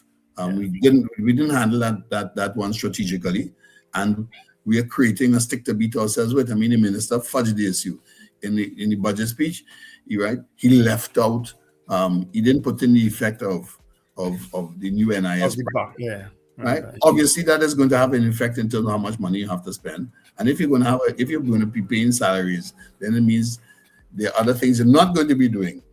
Right? Now, that means that what you're looking at is some decline in terms of government expenditure, which impacts your fiscal outturn, but it also impacts global credit demand. When I say global, I mean in the sense of the total economy, credit demand in the economy. So you're going to have a decline, right? So there's a balancing factor in terms of how it's going to operate, but it also affects government finances very badly from a position of that rating guideline when Moody's and Standard & Poor's basically changed its rating to negative. Right? And it said, absent any changes in the management of the government's fiscal position, could see a downgrade in the rating, quote and unquote. Right? Yeah. Well, the cost of borrowing going to go up. Government's fiscal position ends up in a bit more of problems, and that has an impact in terms of how the overall economy operates. Yeah. So we have sorry. I said, no, there are hard times ahead. Yeah, well, based on that last comment you made, my last question is, are we on the way to the IMF or devaluation? Yes or no? Well, my position on the foreign exchange position is if you don't have tomatoes in the market, the price will go up. If you don't have foreign exchange in the market, the price should go up. I don't have anything to do with the IMF. That has to do with a market demand and supply situation. Right. All right, and how you're going to manage the economy, and that government's position is very difficult, because the overall position it is a very important segment. If the economy is it accounts for approximately 30% in terms of GDP, in terms of the GDP number.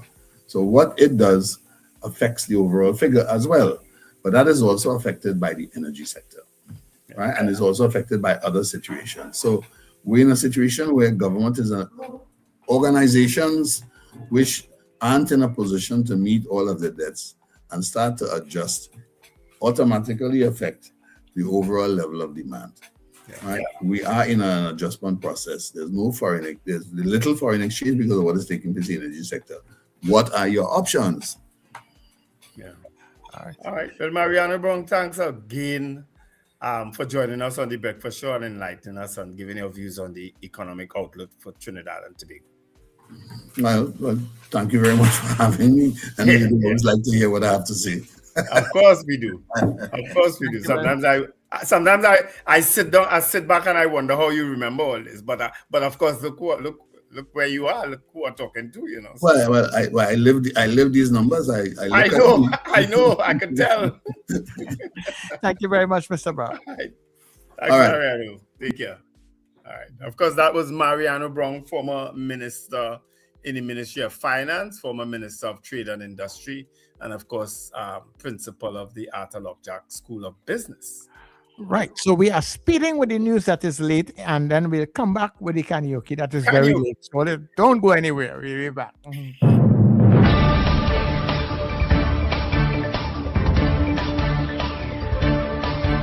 The news you need, the clarity you deserve. Local, regional, global. This is Net Radio News Now. This is news for Tuesday, the 3rd of February on New Era TT Radio and Guile Caribbean TV. I'm Derek McMillan. Thanks for joining us. Finance Minister Davendranath Tanku has defended National Gas Company Chairman Gerald Ramdeen as the government moves to raise natural gas prices and reduce subsidies. Speaking at an economic forum in Panama, Tanku rejected claims Ramdeen is acting unilaterally, saying he is fulfilling his mandate. NGC has told manufacturers gas prices will rise by 60 to 70% as long-expired supply contracts are renegotiated at point leases.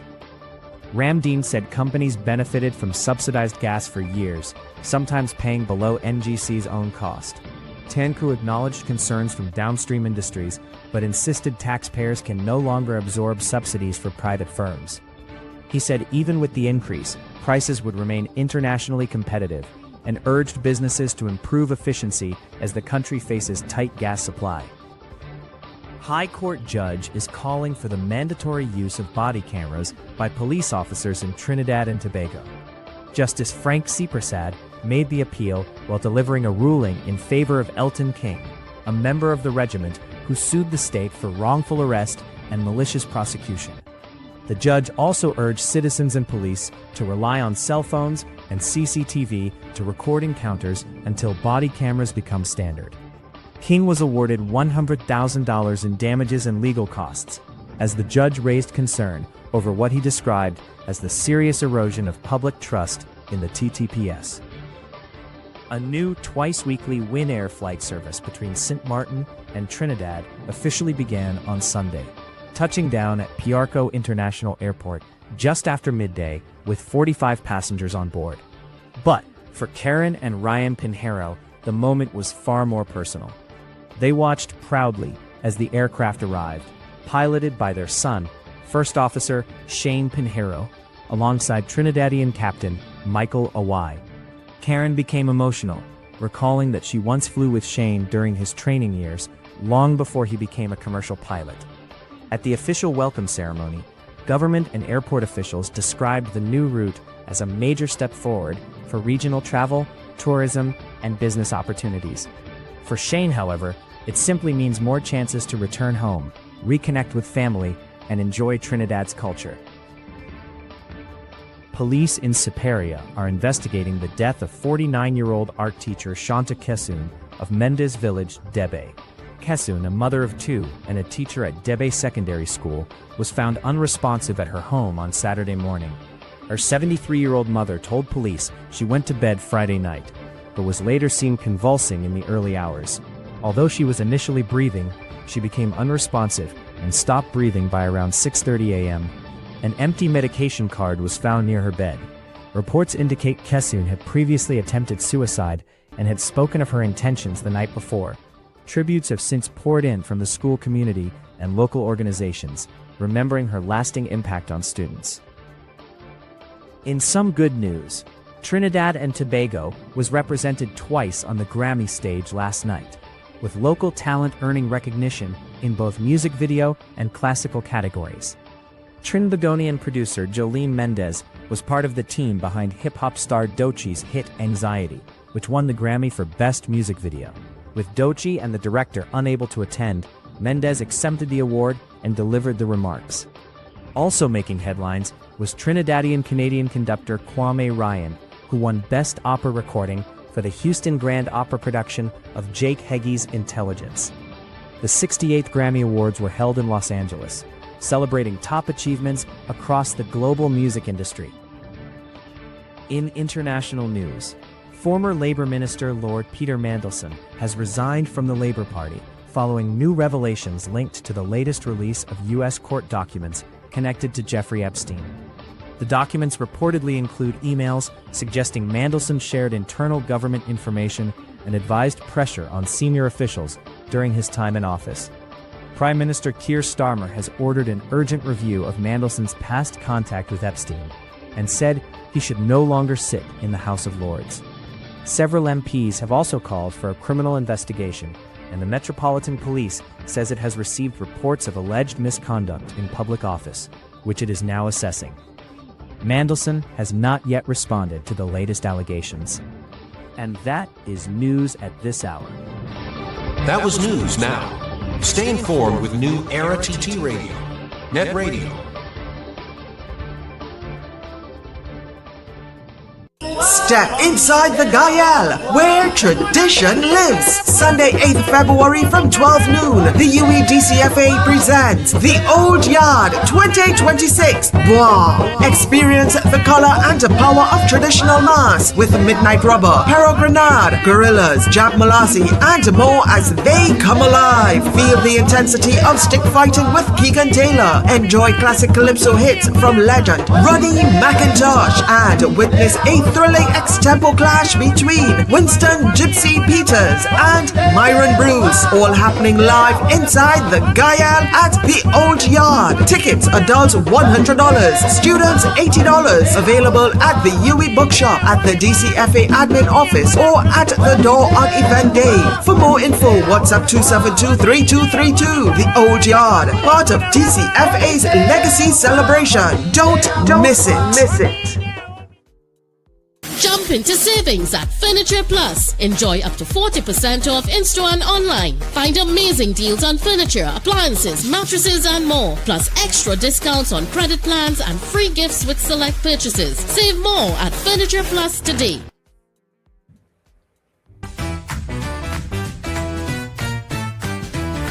Advertise with us on New Era TT Radio, the fastest growing streaming platform for talk in Trinidad and Tobago. Audio and video ads welcome. Elevate your brand with us. Connect with us at newerattradio@yahoo.com or call us at 299-5156. Now what are you waiting for?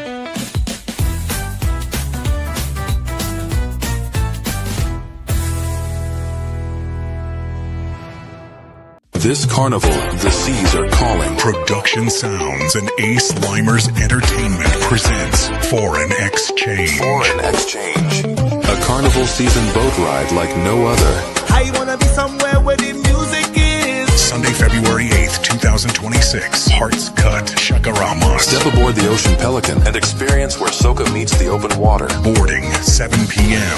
Sailing 8 p.m.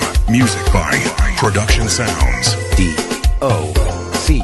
Kevin Baker. Beats by Robin, Young Pro, and Bounty the Voice. DJ Eldon. And featuring International Steven. All the way from the U.S. Tier 1 tickets, $250. Tier 2 tickets, $300. Cooler included. No glass bottles allowed. Get your tickets now at islandetickets.com or call 29218-47. Sunday, February 8th, 2026. Hearts Cut, Shakaramas. Foreign Exchange. Hey, you. Yes, you. I'm talking to you. So you think I can sing, huh? Well, then be part of our Carnival Karaoke. You know what? I don't like that name. Let's call it Carnival Karaoke. Carnival Karaoke. We'll call it Karaoke. Yeah, so you can be part of our Carnival Karaoke on the Breakfast Show on New Era TT Radio. Yep, it's happening Monday to Friday at 7:50 a.m. starting Monday the 19th of January, and all you have to do is sing a verse and a chorus of your favorite calypso, soca, chutney, old or new. Just sing it good, and you could be our karaoke singer, our champion for 2026. We're taking 2 contestants every day, and we're choosing one winner whose name will go into the championship box. And on Carnival Friday, the 13th of February, we'll have a grand draw for the karaoke champion of the Breakfast Show. The first ever prizes. Well, don't worry about that. You'll get something. Just come and sing and be part of our Carnival Karaoke on the Breakfast Show and New Era TT Radio. Sing, the man, sing.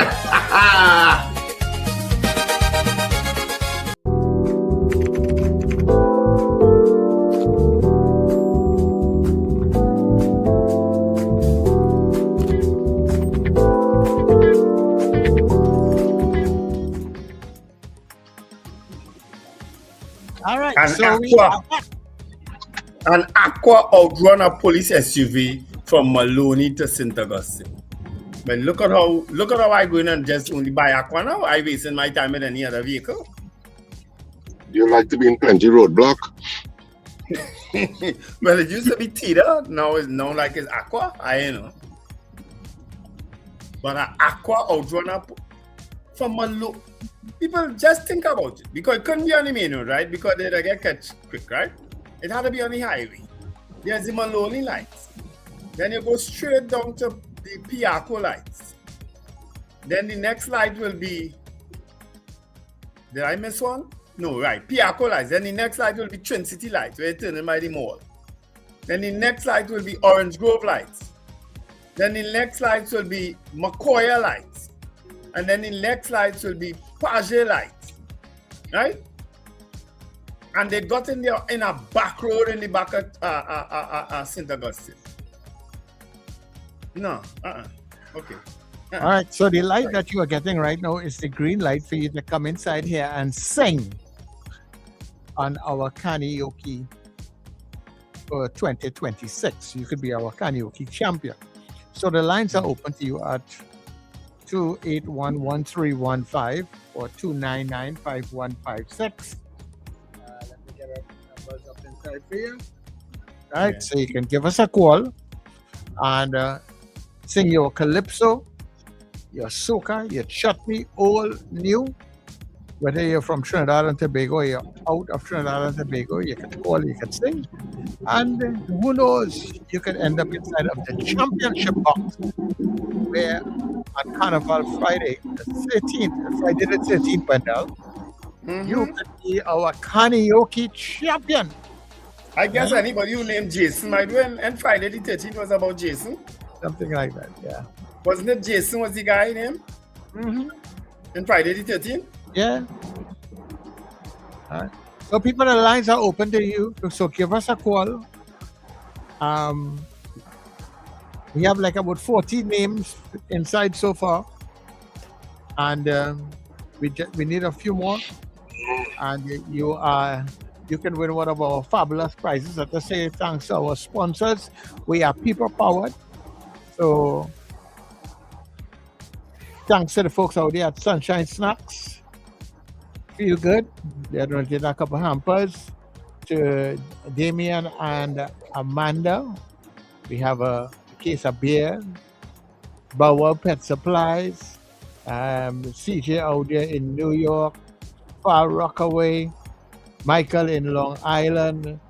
And of course, one other person we draw on for that coverage, Captain Ron. All right, so. And Rumbox, boy, I'm telling you. And Rumbox. And Rumbox. You want to have a change your mind or what? Yeah. All right. So all of those things, right? So you can win yourself hampers. We have a ticket to Tobago return. All right. You get to win yourself breakfast at the Hyatt. You could be one of those prizes. Oh, Jesus Christ. Sir Charles. And also, Sir Charles. At Movie Town, yeah. Sir Charles. Yes. Stop. Stop. Okay. You see why I just look at the karaoke competition is on, and we have fabulous prizes. Prizes like no other karaoke show anywhere in Trinidad and Tobago. You're winning movie tongue tickets. You're winning breakfast at the Hyatt. You're winning alcohol from Rumbox, and you're getting a case of beer, and you know the prices of alcohol went up. So you're good to go. You're winning a ticket to Tobago, return ticket. What more you want? You could relax with the alcohol on the beach, and after your time, when you get back in Trinidad, after you relax, you could go and take a movie, and the following morning you could go to breakfast in the Hyatt, and you're winning all of these prizes right here on the Breakfast Show. Excellent. Because you know why? In the chat. So call now. Call right now, right? You know what? You know what, chat? I just have to speed up to Charles' contribution and then slow down yours. Otherwise, I'm going to listen to Sir Charles all day. So come on, where are you all this morning? We need your calls on the inside. We need somebody to. That's real prizes. Plenty prizes, right? So call us now, 281-1315 or 299-5156. And our lines are clear. Where are all our singers today? Yeah, the breakfast in the Hyatt alone. Yeah, I tried. I got that once courtesy you, Richard, actually. I had a breakfast at the Hyatt courtesy you, and I thoroughly enjoyed it. Yeah, so those are really great prizes. And you could sing a cappella. You could sing a cappella, whatever is your favorite, calypso, chutney, or soca. You could sing it a cappella. Be good with all of that. That's right. You know, much people promising to sing, asking me all kind of thing. They want to practice and all kind of thing. Ask me if I have instrumental. And real prizes. That song. And I'll leave out Sunshine Snack hampers. Yeah. So you're good to go. 281-1315. And I understand. You can't say you didn't get prizes. In fact, that's something like more prizes than you ever used to get in a previous iteration of this show. I'm serious. I know you are. It's more prizes. Is that one person going to win a bunch of all those prizes? That's incredible. Mm-hmm. All is supposed to be rushing to sing. Don't worry. Joanne, what says you don't drink alcohol? That's all right. You can convert it into non-alcoholic. The beer could turn into a shandy. A case of shandy. Yeah, it's good. Yeah, you understand? We're getting everything down on rum boxer. Yeah. So if you don't want beer, you can get shandy, you can get Malta, or whatever is the case. And if you win rum and whiskey, you can get it into non-alcoholic wine. Yeah, they have that too. So all that is available to you. So call now and see if all you can sing and win. We have anybody call right now win or not? I feel that phone system you had in no surcharge. I know, like it is only working for politics. I'm telling you. For politics on the poll. Other than that, it's only work when Miss Sampson, Lincoln, what the next one? Get them a minute again, otherwise the people in the box have a better chance of winning. That's all. Yeah, that's all. Give them a minute again. I think the singer would have been preparing themselves maybe just before the 8 o'clock news. Maybe they've gone off somewhere. But we couldn't interrupt Mariano's flow at that point in time. We apologize. Okay. So we have somebody coming in here. Hello, good morning. Good morning, caller. Yeah, good morning. I'm listening to the program and I am wondering why there's people in 40 meters sick with this new era teaching. I'm not hearing you clearly at all. I do not hear you clearly. I'm not hearing you. I'm not coming through clear at all. Yeah, caller, you are calling to sing? Caller? I don't know. You sound like you're in the Gulf of Paria, somewhere, and the signal hitting you on and off. That's how you sound. You're in a rig out somewhere. Caller's back. Yeah, because he had a strange number. A real strange number, that too. Well out of space. Yeah, but come on, man. With all these prices here, only in one part of all of that. You can't go to Tobago. You can't go and have breakfast by the Hyatt. You're going movie town and watch movies, all that and more. You're going by rum box and getting to drink. All right, okay. Well, we didn't have anybody inside today, so we closing it off at this point in time. Yeah. Maybe it's the time. People were barely close to it. Yeah, because you lose some people at 8 as they head out to work or whatever, Yeah. Yeah. So maybe in the space that they are at right now, they can't sing. All right, okay, no problem. Yeah. Tomorrow we make up for that. That's real prizes. Sorry. No, go on, Wendell. Oh. Just to answer Scorpion Pepper, she's asking, so winner take all prizes, no second and third. I think we will do a first, second, and third, but of course the majority will go to the first place winner, right? But we will do a second and third also. Don't worry about that. Yeah, when get everything. Yeah, because the more prizes we get, the more places we could entertain. But the winner should get the most. The winner will definitely get the most. The winner will definitely get the trip to Tobago for 2 and breakfast at the Hyatt. They will definitely get that. And the case of beer. You're right. And a hamper. when I get thing across the board. Hey. And it's you guys to put it together anyhow. So that's cool. All right, so we'll try tomorrow to see if we get somebody else up on the inside. We didn't get anybody today singing, but we thank all our sponsors and our contributors who are part and supporting the karaoke. Thank you so much, people. All right. I didn't. Did I mention Bauer Pet Supplies? No, we forgot that. Bauer, Gregory and Kathleen at Bauer Pet Supplies. Yes. Yep. So can't forget our peeps there. All right, so we have a couple minutes. You can take a couple of calls if you want to talk politics for the day, and if you want to tell Wendell how the man get all those green lights coming down the road. He must drive like a maxi taxi driver, you know the maxi taxi driver will swing up the highway. an Aqua cannot outrun one of those police SUVs. No, but what's saying the man Cannot. he drive like one of them maxi taxi driver. Just swing off the highway, make a U-turn and come back on the highway again. I don't know if you all noticed too in the video, when the first police car pulled up, another one pulled up almost immediately, you know. So it outrun 2 police cars. Another police vehicle pulled up almost immediately after the one that come out and riddled the guy with bullets. Yeah, I born yesterday. Or maybe I born tomorrow. All right, well, it's back on 8:30, so I think we can leave it here for the day because people not even calling to talk politics. Maybe it's the phone line, Wendell. It's the phone line, and I know what I'm talking about. You gotta go and take out the jack and push it back in. You have to reboot it. You have to reboot it. I don't call Shit, but I'm going to back there. Well, are you there?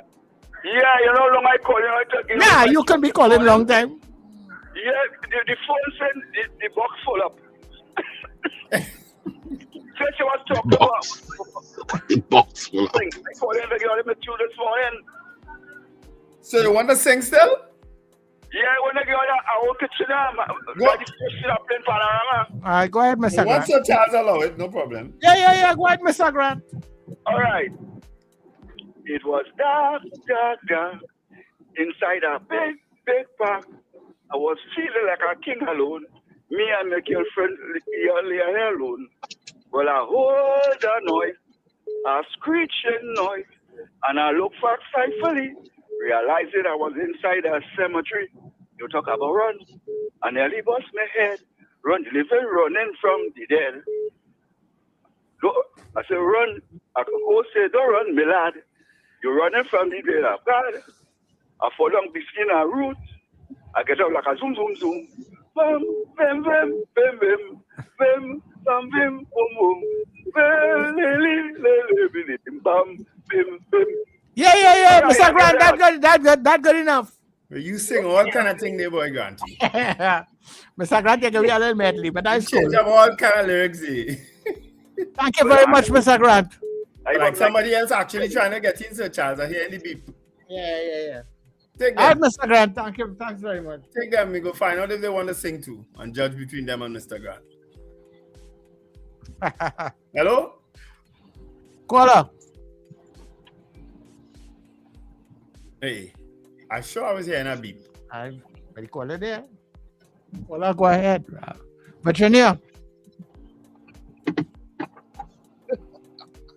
Virginia.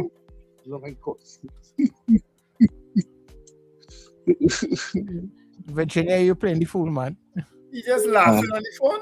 Yeah. All right. Virginia, when you're serious, you'll call us back. Hello, good morning, caller. My little thing this morning is that my representative for my area, which I live in a cyber, is Mr. Colin Mimbud, right?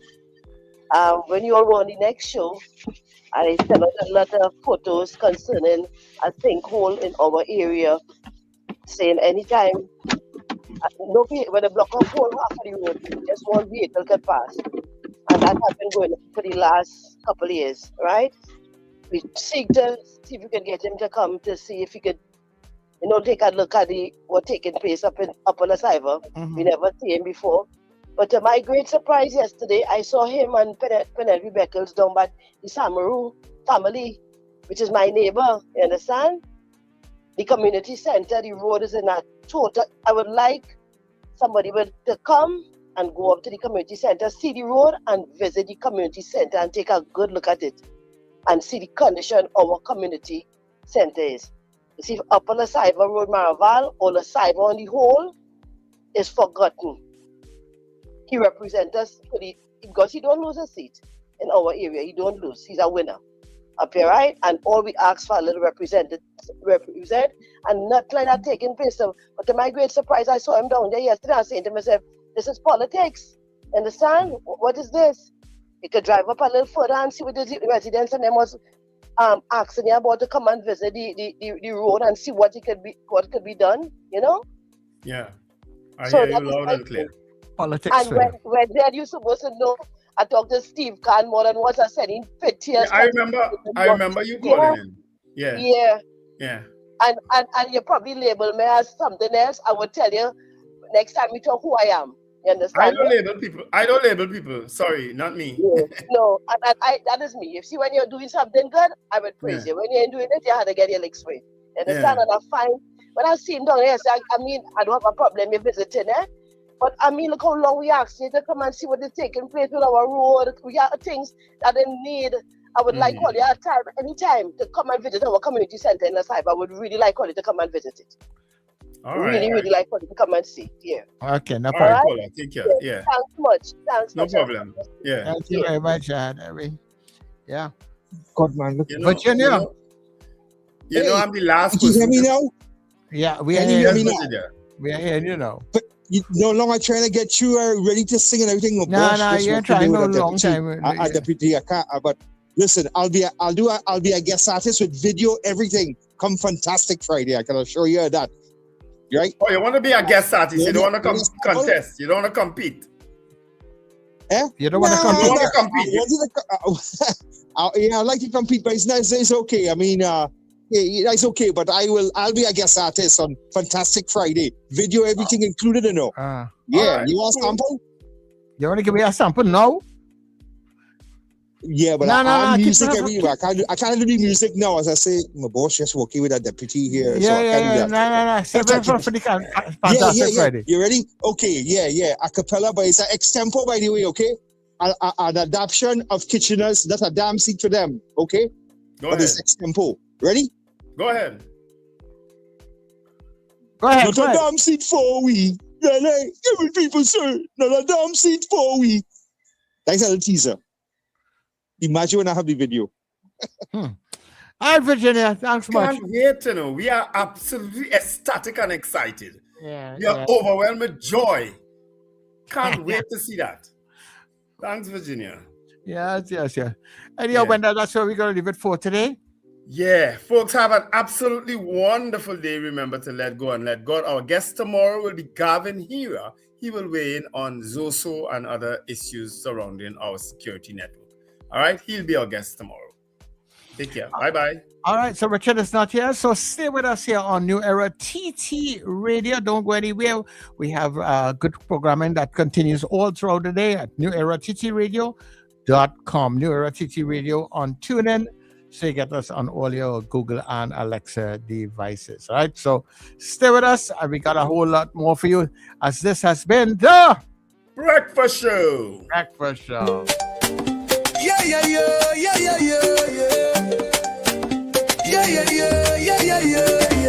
Wake up, it's a brand new dawn. The breakfast show got the vibes turned on. From Maracas Bay to the Savannah line. Let's start the day in Caribbean prime. Oh, good vibes rolling through the air. The breakfast show